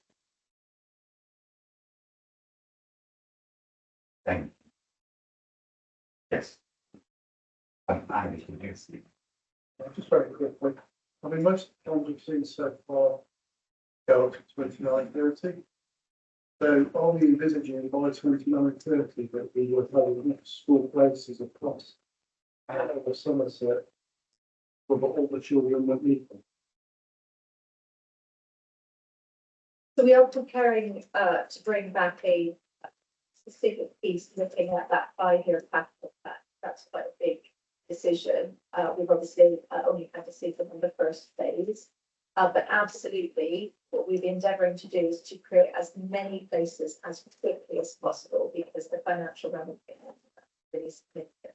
But this is untested and it's absolutely in line with the direction being taken by the government. They've been very clear even before the white paper that they think this is the direction to go. But this is on a large scale. This is quite new. So we will be learning as we go. And if that accelerates and potential is to accelerate, we will do so. If we need to slow down to ensure that we are maximising the educational potential and the financial return, then we'll do so. So we'll need to keep it. Quickly from that. I take it the forecast that we've had up to 2930 include the fact that that process is going to continue. Because you say that we haven't yet actually, we've only got the first phase signed off. So the next phase is to get the further schools in place. Does that forecasting for doing all those extra spaces, or is there a potential for the deficit to come down even further because we get more places on the screen? Just school places, like the one, it's like what I do too. I'm comfortable that the council in their planning for school places is quite that in effect that when a young person is born, it goes onto our spreadsheet so that from school places planning, is that what you mean? Yes. I'm talking about the SEND places, actually, the special spaces that we're creating. We've got funding to create so many by September. Obviously, especially West Somerset, there's not a terrible amount being created up there, so there's obviously more to come. But you're saying that hasn't actually been signed off yet. But the more that are signed off, the more money we should save. And I'm just wondering if the savings for all the special places have been put into the forecast, or is there a potential for that forecast to get better? Exactly how many spaces have been put into the forecast? We do have Andrew Good on the line. I don't know if he is able to answer that question for us, but what I would say is that understanding is the forecast is pessimistic because we don't want to overstate where we don't yet have a strong basis to do that. So absolutely, and this is what that pains to say, there is absolutely potential for us to go further. We just need to make sure we've got that evidence base so that we're not overclaiming what we think is possible. But yes, I think there is definitely room for growth. The executive members are trying to go for If I may just say, Chair, and the capital programme for budget setting on the 5th of March, there is a line in there, special educational needs. There is a line in there from 24-25 through to 27-28. So this hasn't, none of this has come out of the blue. This has been work in progress for a long time, and it has been carefully explained, and it has come together. And we're in a position where we're waiting for a government white paper.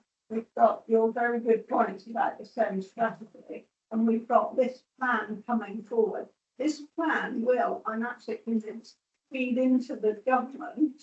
And so that circle with those 3 points on the circle will go backwards and forwards in different ways.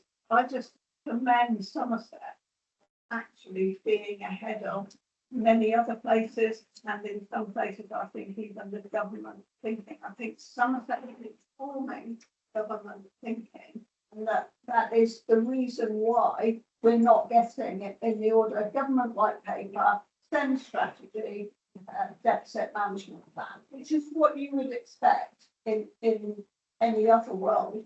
But because of the financial pressures on councils, you're seeing talented officers in councils moving in a particular way. But I've been on some of the briefings when I've stood in for Revens, and there is no doubt the Minister for Local Government understands that need to move quickly and understands where councils are and understands the massive risk of viability of councils because of these deficits, which are not only large, but growing.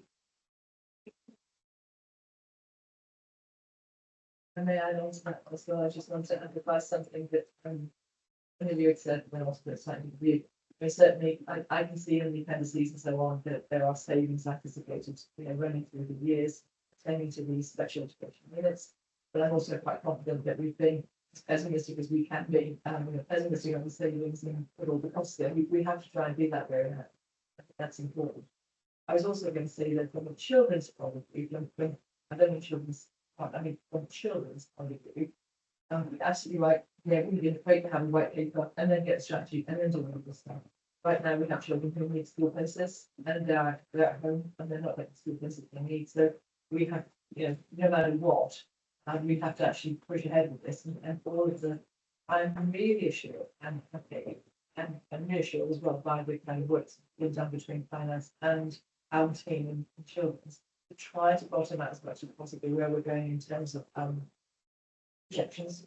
It's very hard, and we're in a situation now where since 2017, the number of the HCPs across the country has quadrupled in organisations like ours in that time. So, what we must be doing is this stuff to look after those children we've already identified, and also all the preventative work and locality work we've been talking about, trying to get ahead of that. But I'm feeling as confident we keep looking at it and we keep improving it. I do think for the children's sake, we can't really wait any longer. We do have to move ahead with something that we've got confidence in. Thank you. I think friends, we'll be nearly going to 2 hours, so I'm going to suggest a 10-minute comfort break before we move on to the next bit. Back for 2:30 to restart, please. Oh, this was, yeah, just to remind you that there is the reason we're in here, there's a planning bit next door, so the ability to go through to the kitchen would probably not be advisable, but there is a kitchen just down the road, down the corridor, and it's clear. So 10 minutes, please.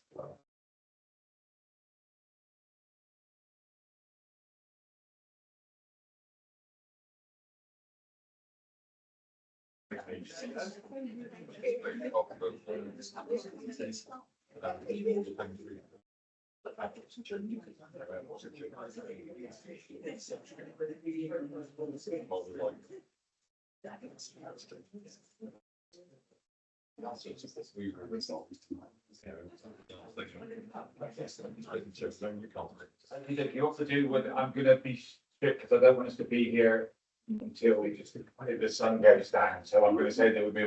Actually, could you move on to the next slide, please? Then we can move.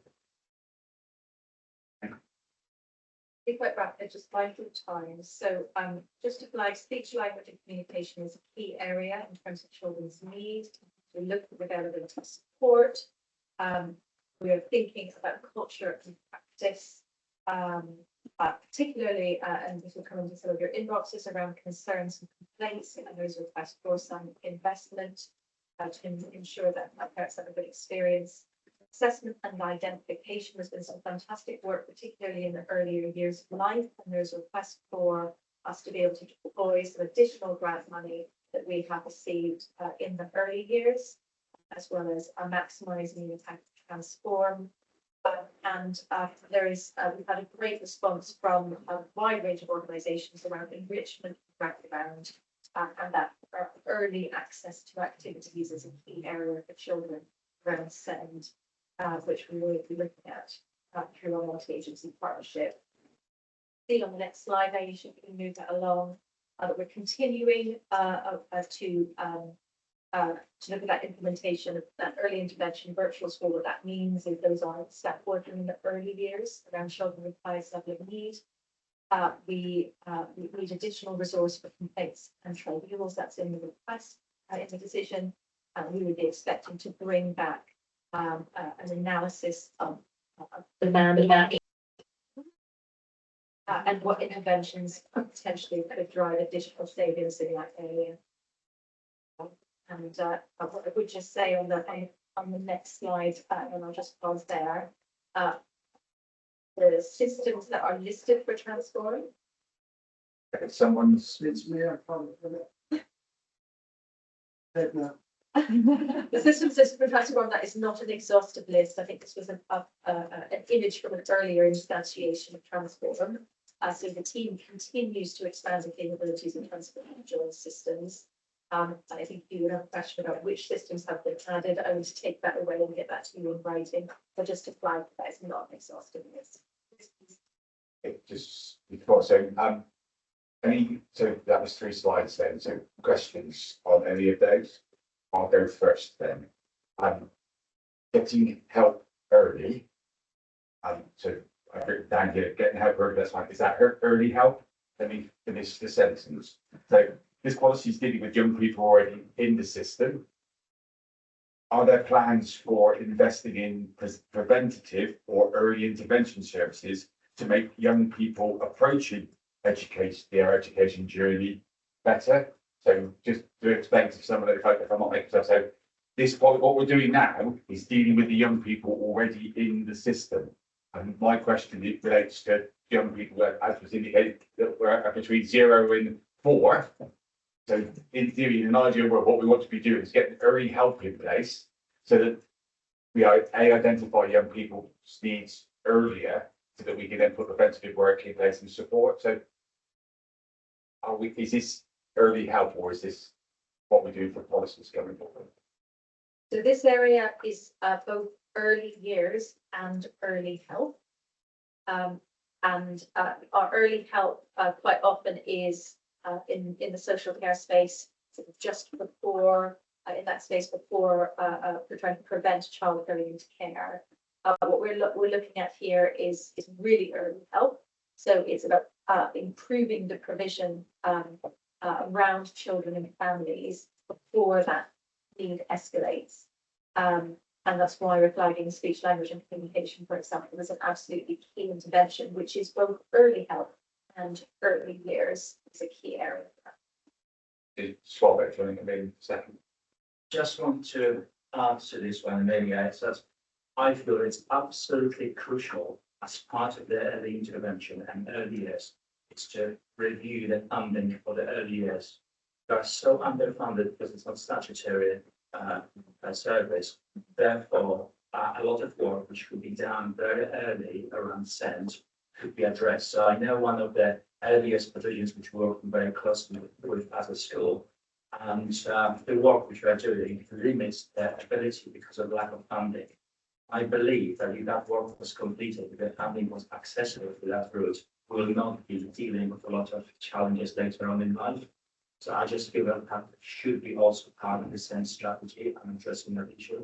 Thank you for making that like that. I think we're coming on a similar line here. Because one of the things members I was going to suggest is that a lot of families and come to me and say how hard they identify a young person has a need of some sort very early, but then the ability to get that person A identified in a formal way and B the necessary support in place is very limited. So what it means is, and so the young sometimes, well, every time, but for a majority of cases, in my opinion, young people don't start getting the help they need or support until they start school, and then it's often too late or a long process to get that help. So one of the points I was going to make, and thank you, Swabek, for picking it up, was another of the recommendations we might want to make to executive is that early help and intervention is put in place. The route to it for support is made a lot easier. So I think that would help us going forward. I'll bring Amelia in and then.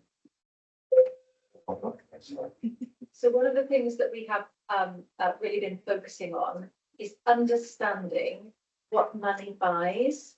And I think one of the things that has become apparent in the system is that we focus on the amount of money that is being handed out rather than what is the thing that needs to be purchased and how much does that thing cost.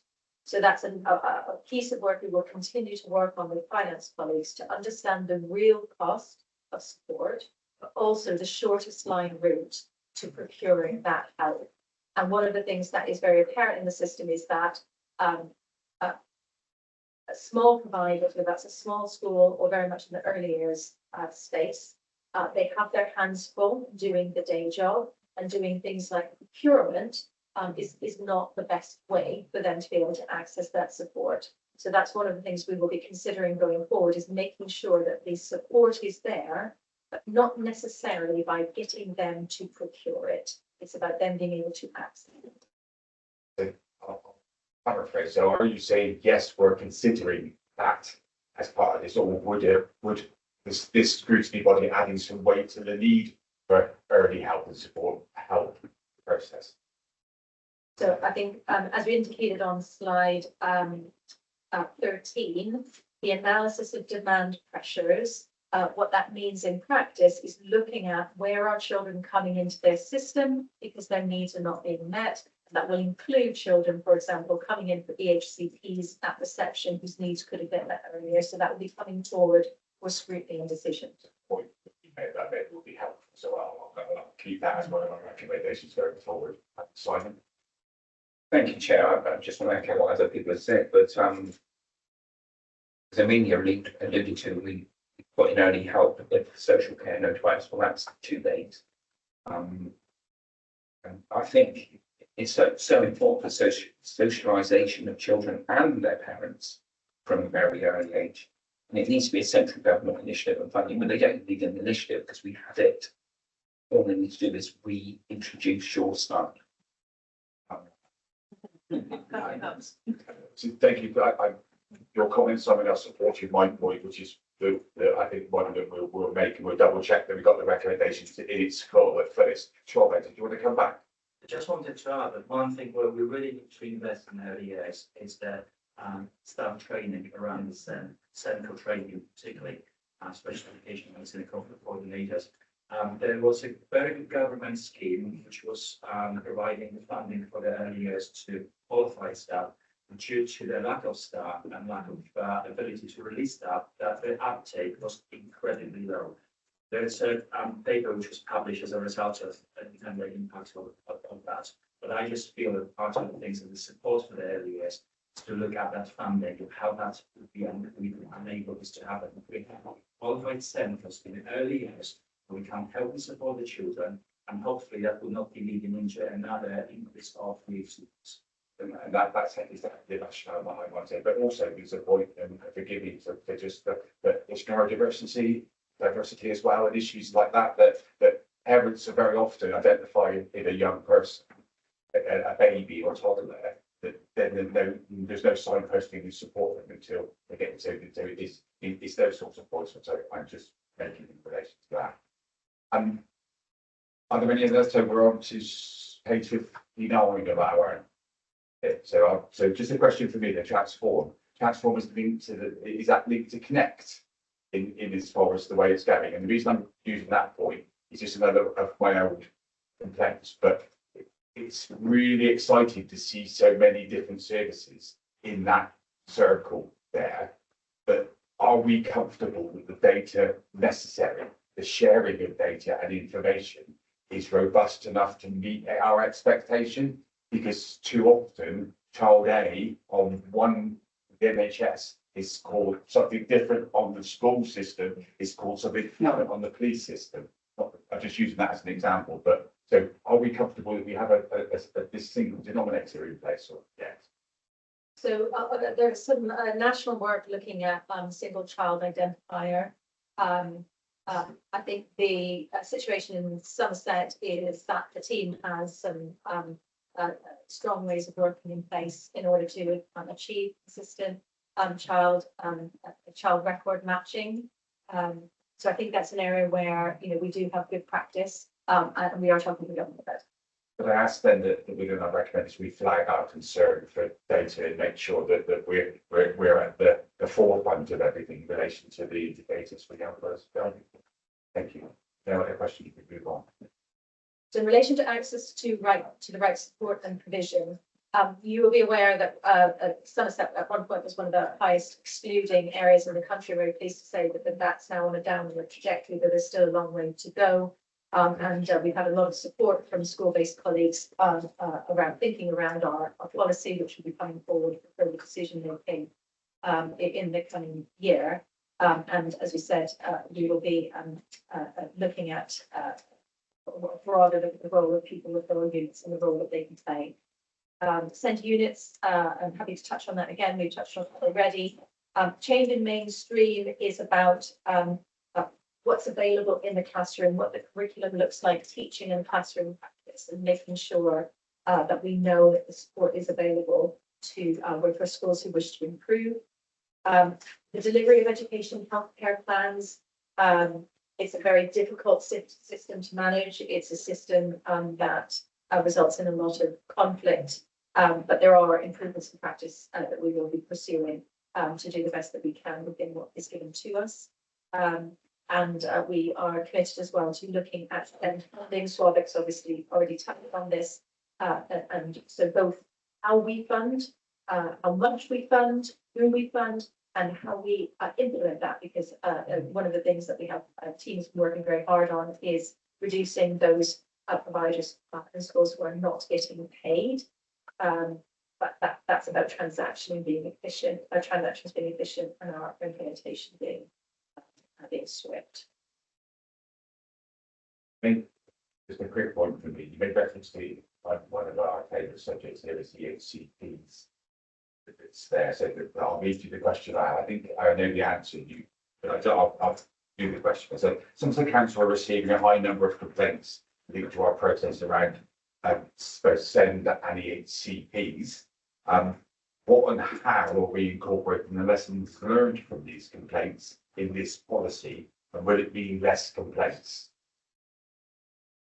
And I believe we have an item on the board agenda to look at complaints generally. We have brought in some additional external capacity from a very experienced manager to look at our practice around tribunals complaints. We are requesting this to support this plan as investment to create a dedicated complaints manager. So we've created a dedicated team for the first time. It's clear that tribunals alone is a full job, and we need an additional individual to support complaints, simply because of the volume or the complexity of each of those. The manager that we have brought in has identified a number of areas where we can improve practice that are already being implemented.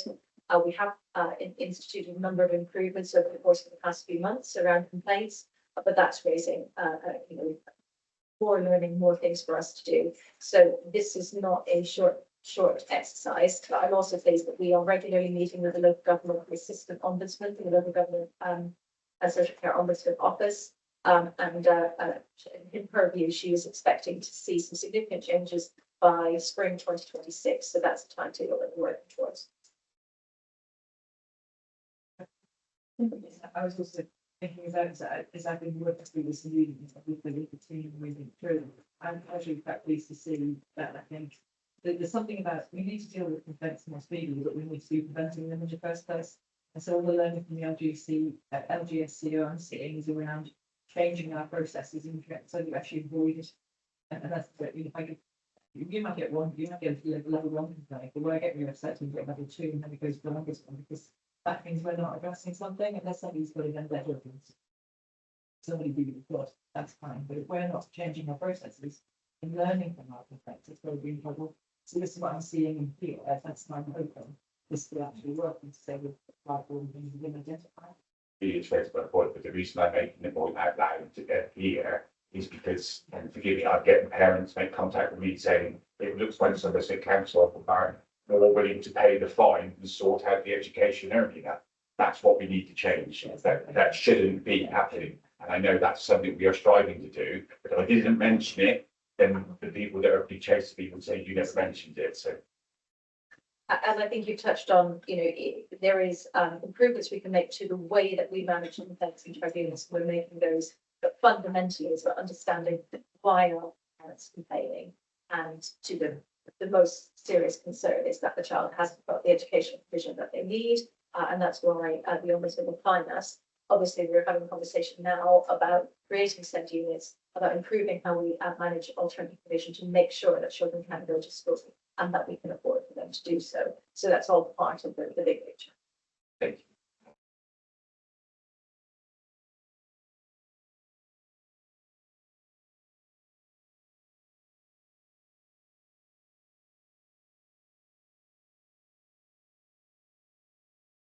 While on the slide, I think that summarizes what we've just been discussing. What I would just draw your attention to, sorry, on that slide in terms of scrutiny, is that the section 19 policy and procedure we'd be expecting to bring to this committee, the SEND capital programme we've touched on, and the SEND funding framework. So all of those we would expect to come back to scrutiny to consider before taking for executive decision. SEND units, I'm very happy to take any questions on that. The flexible education is being supported. Any questions? So I think Simon, this is so the SEND units, so I don't go back one. I think it's an important point to say. So this is the bit that Simon and Pauline is going to come in on in relation to the stars are. It looks like where there will be and etc. And so my question was going to be similar. The east looks a little bare, and anyone there's still a lot of travelling here, but I think you covered that point really by saying that if you want to reiterate it, it would be helpful, I think, when I bring in members.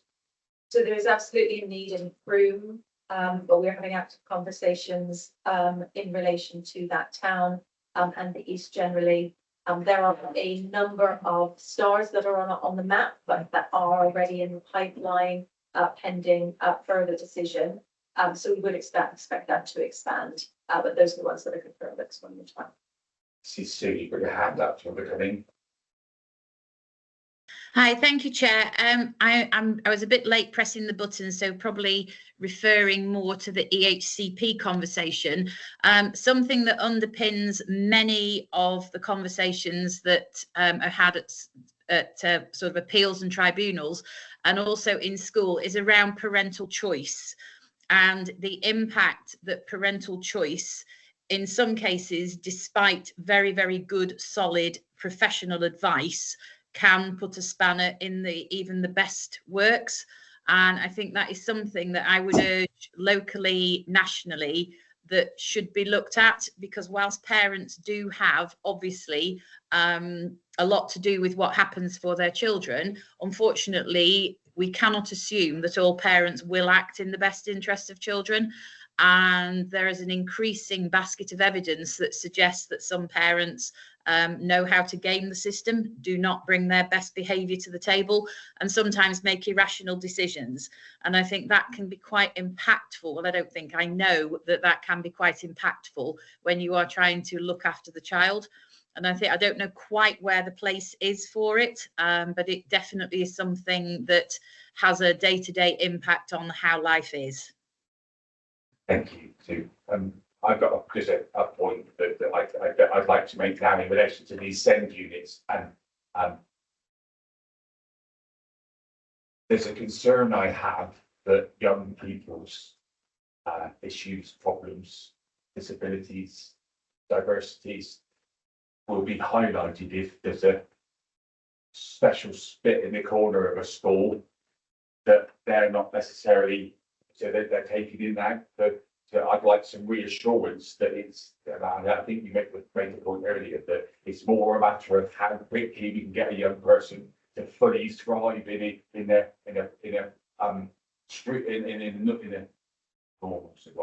this everyday school placement, that it is that than now. And it's just a concern that I have that, the young people, a bit like with our children looked after, one of the things we try very hard not to do is to make them different in any way so that they go forward. So can you reassure me that this is more a matter of a way to make their education better and than to go somewhere else, please? This sort of gets to the heart of inclusion, doesn't it? I think when it works, and if you've never been to Brookside, if you get the opportunity, then I would take it.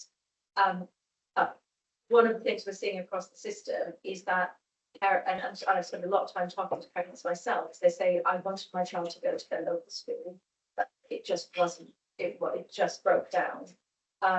And that they're going to very, very, very lengths to secure a special school place.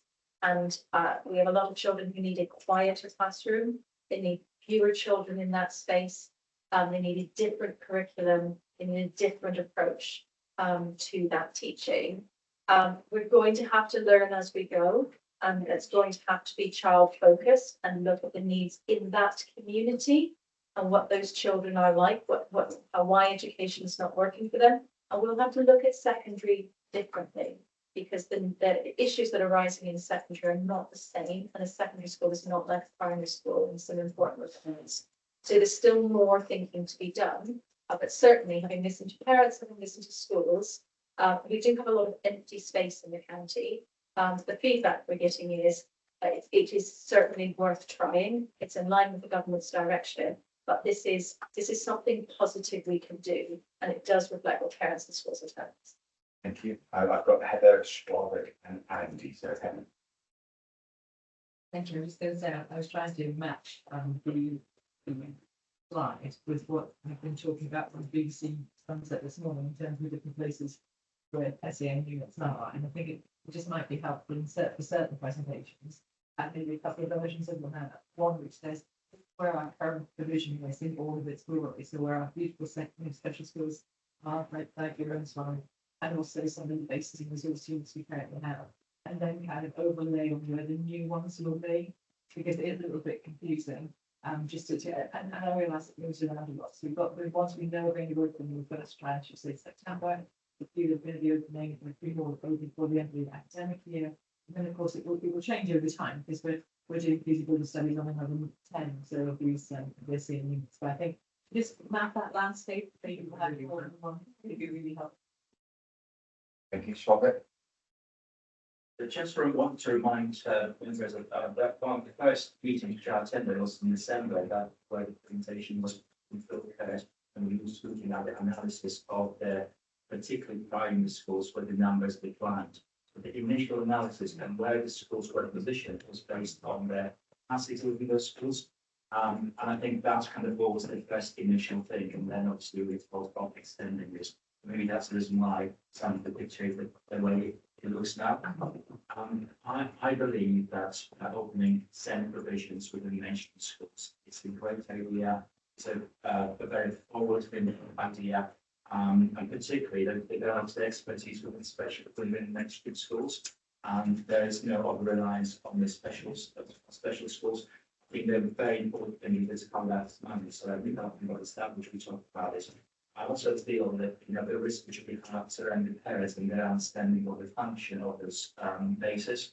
And this is where we need to be incredibly good with local offer and what the descriptors of the schools are within their local offer and sign post credits into it. And potentially maybe working further with I know that work is already ongoing, but working further with the parents and parents forum and see how the information is shared, how the consultations happen with the parents. Are we giving the parents sufficient amount of information about what that looks like? Talking about some of the success stories as well. The Brookside is one of those success stories. Also, one of you can ask about the quality of visitors, experiences of those centres. Special schools are involved with this. I personally went to a number of the settings when we looked at the environment, looked at is it appropriate, because everybody is slightly different. The key goal of this is to define the provision and which level of needs this school can meet. That's the key of this.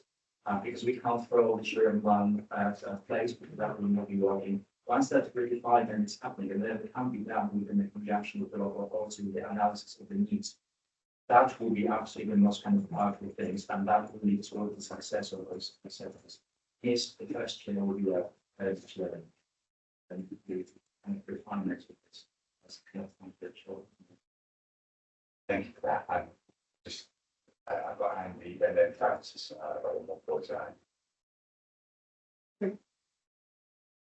I think this slide sort of helps a little bit easier to explore. On the previous slide, to be quite honest, I mean, there are 2 new units going into West Somerset, or Wellington and West Somerset. So you're looking at between 12 and 16 pupils. Those 2 units. I'm just wondering how many pupils we've actually got in that area that require places such as that. I'm guessing it's probably a few more of the places that we've got, so they're still going to have to travel out of their area that we're trying to keep them within. So going back to my original question, future tranches of the money coming through, future schools being empty. Hopefully we can get a few more in so that we can eventually have places in all areas of the county for all the children that require. And that's what I was trying to say. Not that it's a bad thing, and I'm very appreciative of the places that we have got. I'm just very concerned that there are still children who would rather go to a local school than have a place like that they're not going to get that. I thank you for the clarification. I think you clarified that point, and then this is the starting point. Yeah, it looks like that's one of the things that we're going to get the map with some existing places there as well, so that we can have that. You want to come back? Just very quickly, one of the things, because we're concerned about children who don't have places, the programme, as we get further approvals, we're not going to wait till September 26. We will be looking at opening units where possible through the course of the activity. Just briefly to say that there's a list of those, that's opening in September. The that is absolutely provides for the children not having to travel a very, very long way. And actually going on being part of their community, which is quite a nice development community. It absolutely, we do not want to exclude people from it. That is what it's like. But taking, I mean, I'm aware that there are discussions for other provision, because of course this is. Thank you. Thank you. Just a quick point from me there, because so it's around funding. So we're creating these hubs, and we're talking about capital funding just now. So are we comfortable that we have the capital funding in place to be able to do it? And if not, where is the gap coming from? So there's quite a significant capital allocation. What was agreed is in the region of 1.5 million. This is a very, very low cost way to provide special school places. And considerably cheaper than building, because we do have a lot of schools that have empty space because of our declining birth rate. So in many ways, it serves two purposes, because building potentially provides a place for a child who otherwise would have to travel a very, very long way or not have a place. But also for some schools, it may well keep the rural school open that otherwise is at risk of closure, which is the last thing we want to see. So potential benefit. Nick, just to be clear, then, so I'm right to the table you brought up at the beginning with this, with the money that's needed now, we're going to move it from one place to another. That's just the capital. There's no additional capital funding needed in this, or was am I wrong in that? Yeah. In the table, which is on the slide of total investment expenditure and funding source, there was an existing capital allocation in there. There was no new. That's the bit I wanted to say. There's no new funding required by that. Okay, Simon, then I'd like to move on.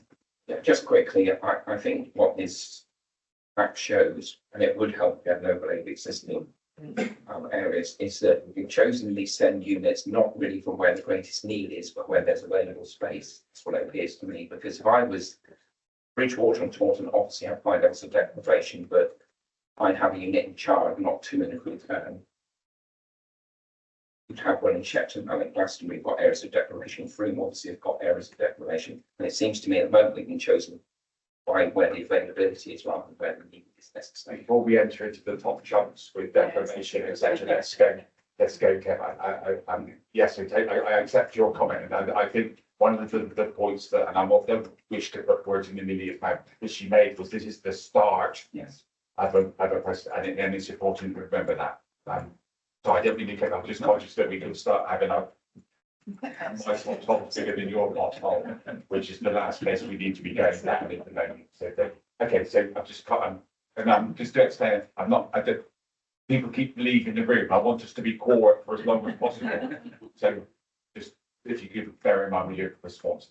Thank you.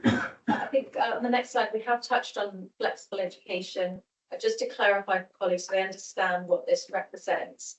This is a concept that we're kind of using to shape our thinking, which is just the principal concept, which is we should have the ambition that any child who has come out of education should be supported to get back into it. We know that there are a lot of children, really quite significant numbers, who are not attending school now. There's thousands of children in that space.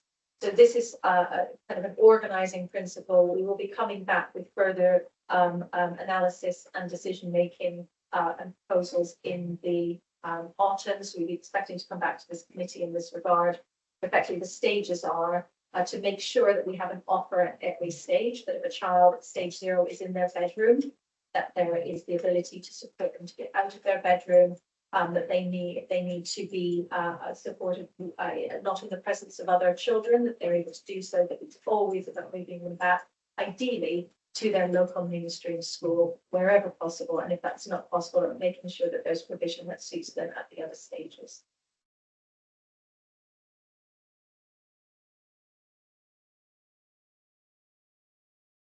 In terms of preparing for the future, the preparation for adulthood is absolutely about collaboration with adult services, and Emily Fulbrook leads on this strand. I've already touched on supported employment. I won't dwell on that. It's an absolutely critical part of the puzzle, and we will be expecting to bring back some further analysis and proposals on that space. And I know, Francis, you've already mentioned housing, building our relationship with housing. The focus is on understanding that progression for children. We're currently providing support as that moves into adults, but there's a wider conversation that we are working on in that space. And on the next slide, to set that we are anticipating that will be for spring 26, review of those 16 arrangements. Just provided there on slide 21, just the very wide range of partners that we have in the supporting employment space. This is something that Somerset does really well, and the potential is really boundless. So we'll be continuing to bang strong and bringing that proposals. Thank you. For me, the fact that we're considering transitions in this, I think it's super. It was one of the things that over the years we've come back to it. We don't seem to be dealing it in a very that's a transition from one school to another, but also transitioning into adulthood. And that to me, the fact that it's mentioned there's some thought given to it, and we're actually is part of this process, really has to be commended because too often our young people are forgotten or just passed around. So transition, I welcome it. Thank you for that. Any questions, members?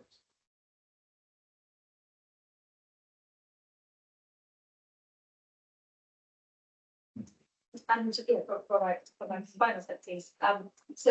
This is really about enablers to enable us to deliver such an enormous program. And we are asking for support to create capacity in some key areas, some key posts, because the program really is quite significant. So just on the final slide then, we are continuing to embed the structural transformation. One of our key teams, our expanded virtual school, started on the 1st of April. They were 27 posts down this term. So there's still quite a lot of work in terms of recruitment, and the team's getting to kind of full capacity. That is ongoing. But going forward, that we are asking for that support to expand our SEND oversight and program management capacity, just to make sure that we are able to deliver on these commitments, because we can't afford not to be able to do so. So, general questions, and I'll bring the members into this. I welcome the fact that you've acknowledged workforce and the needs of that. So one of the questions I've written down is, does the existing workforce have the capacity and skill to deliver these proposals? But then more to the point, I've also gone on and said that how is staff's well-being and support being prioritised? I have to be, really transparent. This has been a really tough term, because the team is managing a really enormous amount of change. But they are doing an absolutely amazing job. I think they're going to, like many of our school-based staff, they'll be staggering a bit to the finish line. And while we do obviously work over the summer, it is a bit of a later period. But what I would say is that I've been very encouraged by the fact that the overall plan is something that does seem to be galvanizing people, including some of the staff who've been with the organisation for a very long time, because they can see that the direction of travel is going to bear fruit, and that their hard labours are not going to be wasted. They are all generating that outcome. So we can't sugarcoat the fact that the work is tough. There's a lot to do. The demand is high, and some teams who said it are getting very low in capacity because they're recruiting. But I'm confident that as we get into autumn term, as we get through into spring, we'll really start to see the benefits and hopefully go out as well. So the reason I say that is because obviously with the development of this paper that's come to us, and also the fact all the bits around it, there's been lots of people putting lots of time. So first of all, I know from the committee will support me in thanking all of those that have been going above and beyond. But we also need to recognise the fact that the council has a duty of care to all our employees. And that's one of the points. So I'm saying that out loud because I think that's one of the recommendations we'd like to make sure that executive hear from us, is the fact that we are concerned with for our staff, that they're getting the support they need, but also that we thank them for what they're doing. Before we close, can I just take an opportunity? We do have some colleagues We have got some colleagues online who have worked absolutely tirelessly to produce this really quite staggering amount of work. So I'd just like to recognise Andrew Beard, Andrew Hedges and Debbie Middleton, who have put in countless hours getting it to this. Didn't want to go naming people because we're always going to miss someone. Thank you, and I acknowledge that. I'm just going to go away from members. I've got one more point, and that's my list crossed off. Right. Sad that I am. People too made, I think it was 30 recommendations. And you've been going, I've seen the numbers have been flying around. So have we covered all of their recommendations? And if not, what have we missed? Every single recommendation is in the send action plan. I can't hand on heart say that every single one has made it through into the presentation. We've had to check that, but I can assure you that every single recommendation is in the detailed plan. Thank you. Yeah. Thanks, Chair. A couple of things, if I may. So just on that last slide, we have to go back to it in mind. DFP delivery, and we link the enabling work programs to a number of recommendations. A couple of them are noted in Appendix 4, where you're allocating investment to deliver whatever it is that recommendation says. I appreciate, I think that's 1 in 7 are specifically referenced as recommendations that require extra investment. And I recognise that perhaps 2 and 3 require additional investment, but I do question recommendation 30, which says about building capacity for, what is it, a support team role or something within the team, and there's no fund, there's no direct investment for that. Perhaps that can be detailed somewhere else. Yeah, perhaps that one. I've got other questions about the overall article. So the recommendations that the period of time that people too were with the service was earlier in the year. It was prior to the completion of the reorganisation. So recommendation 30 was dealt with as part of the reorganisation. So that action was completed before this plan. And if I may ask, if anything like that's happened in the meantime, it would be good for that to be shown or made reference to somewhere within a document. We don't know that, but we do now. And a couple of other things I made just for generally, is this the right time to do that? So recommendations, objectives, great. I think one of the things that is missing for me, and perhaps the chair will pick this up in the recommendations in more detail, is timelines for delivery and target dates for some of these. Particularly, I have mentioned obviously the recruitment for head of send, and that's obviously without playing several parts to the success of some what's being required here. So actually having a clear timeline for delivery, I think, is probably a top priority, and us being on top of that. And there are a number of other things. All the objectives, in my view, should have timeline for delivery and target dates, because it is very ambitious and it's going to save a lot of money. So we need to be, we need to be accountable and really hold everyone, to it really. And I'm sure no doubt we'll do that, but I should really be really robust in that. I think when you got that, let me come back. So I'm pleased to say that Scott has been diligently recording our recommendations as we go along, and you would have heard me express a concern that the overview of this and scrutiny is big enough to need something different. As a council, is one of the main recommendations that we're going to put forward to executive, and I think executive agree with that. And I would hope the fact that you mentioned timelines is really valid, because that's one of the things. And I didn't want to start shackling people to because I think so when if the executive agreed as of members, then I think that's one of the first things that we would be looking to make sure that we have the timelines in place. Because you're right, I hate to use the KPI thing, but we need to be holding the service to account in a robust way, and that will include a timeline. And it's cancellations. Chair, I just want to make the point that we don't have the white paper yet, and so there may be some flex there depending on what's in the white paper. It's really just hypothetically, one may have heard that sends units, maybe one of the proposals that comes forward in the white paper. But again, we're preempting lots of ifs and buts and maybes. We just want to come back. So a new point, councillor, about the plan. This is a high level summary of the programme. There is a very, very detailed action plan that breaks down to individual milestones with individual officer being assessed, but it's very granular. It's at operational level. Too granular for, you know, for these papers. But there's a huge amount of detail that sits behind this. That would be helpful to share with colleagues. I'm sure that we can do that if people want to decide of it, but it's working up. Think that, I usually would you stop sharing, because I think that what we can do, Scott will put up recommendations and actions that I think we've got so far that we could just quickly run through just to confirm it.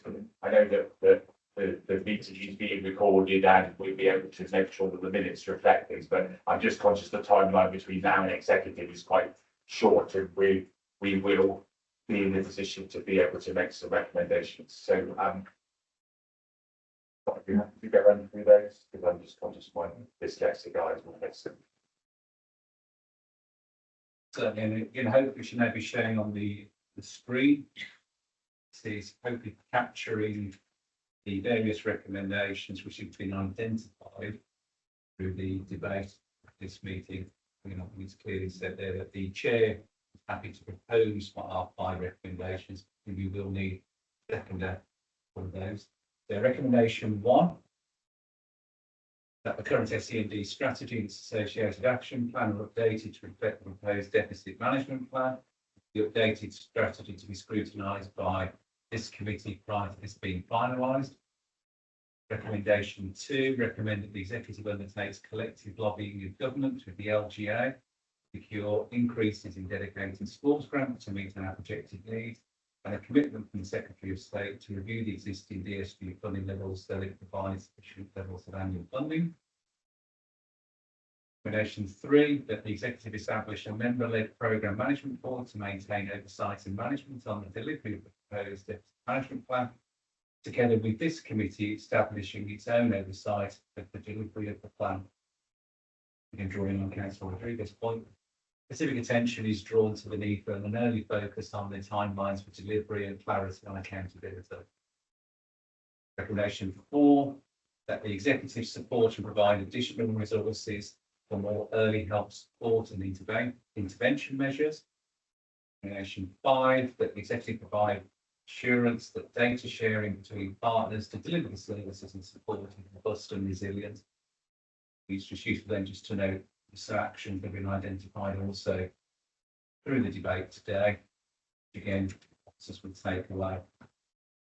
Together we also have some reassurance, but again, really then for the committee, first of all, to identify a seconder for those, or if it's happy with those, or if there are amendments to those proposed recommendations, or if any of the committee would like any further advice in relation to those from the officers present. Thank you. And so we first of all with recommendations they are. Is there anything else that we missed, or at any point we would be able to feed when this goes to executive? Any member of council will be able to attend the executive and feed in. I think the work we've done today has been amazing, and thank you all for it. It's time well spent, because we need to make this point as loud as possible. This is important to council for so many different reasons. I've just got my vice chair has offered to second the proposal, but members, any other points or comments, or even officers that will submit this or anything like that to add? Yes. No further questions really. It's just to note that recommendation 24, the P2 recommendations, does say to review and update the SEND strategy, just to say it's covered in the recommendation. Thank you. So I do it for. Sorry. So my only slight concern with one of those recommendations is we are asking for additional resources as part of the request for funding for the DMP. I'm not sure how we can request for additional resources without that quantified. But I think one of the point was that we were asking for more funds to meet our current spending level of fixed efficiency. Was that? I was also wondering, and this is my meeting, I'm here to answer questions, not pose things, but I think it was number 4, I think that's one that you fell over there, so you two looking at things and I was looking at it. Number 4 is one where it's talks like that, calling on giving some additional support for the early years and early intervention. That is possibly added that I would wonder if that's going to be part of the business. It's normally we can't ask get anything extra without a business plan for this. So that's my concern on that one. I don't think it's Sorry, I don't mean to say that, just to be clear, this scrutiny committee can only make recommendations to executive. They can hear it and don't have to respond to it. They can also acknowledge it and put it into their decision making.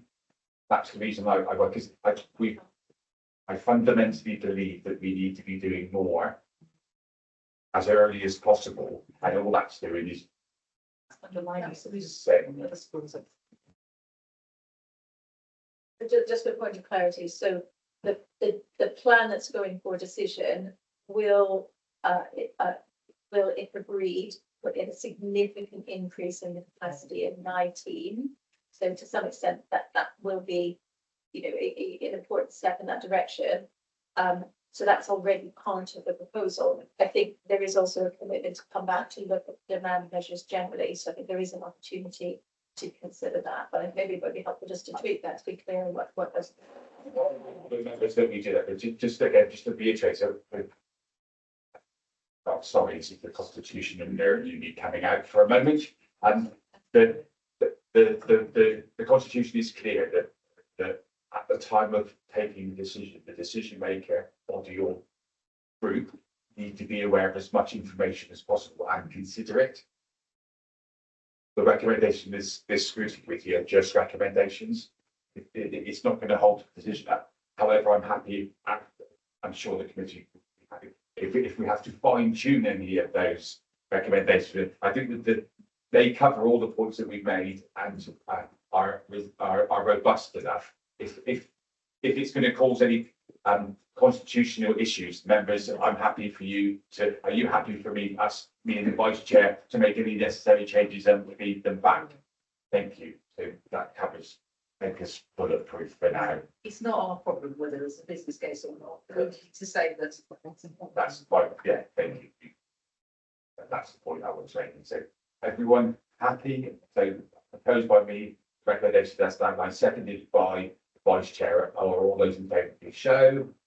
Is there any against? That's unanimous. Thank you very much, members, for your time. I think that's the end of our meeting. We acknowledge the actions. So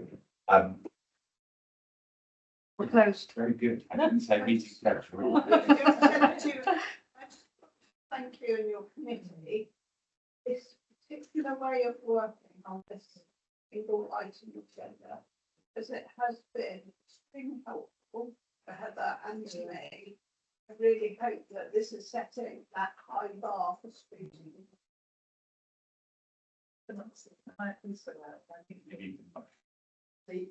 What has been extraordinarily helpful, set of slides and the explanations and the clarity of them. I think that has been quite extraordinarily helpful.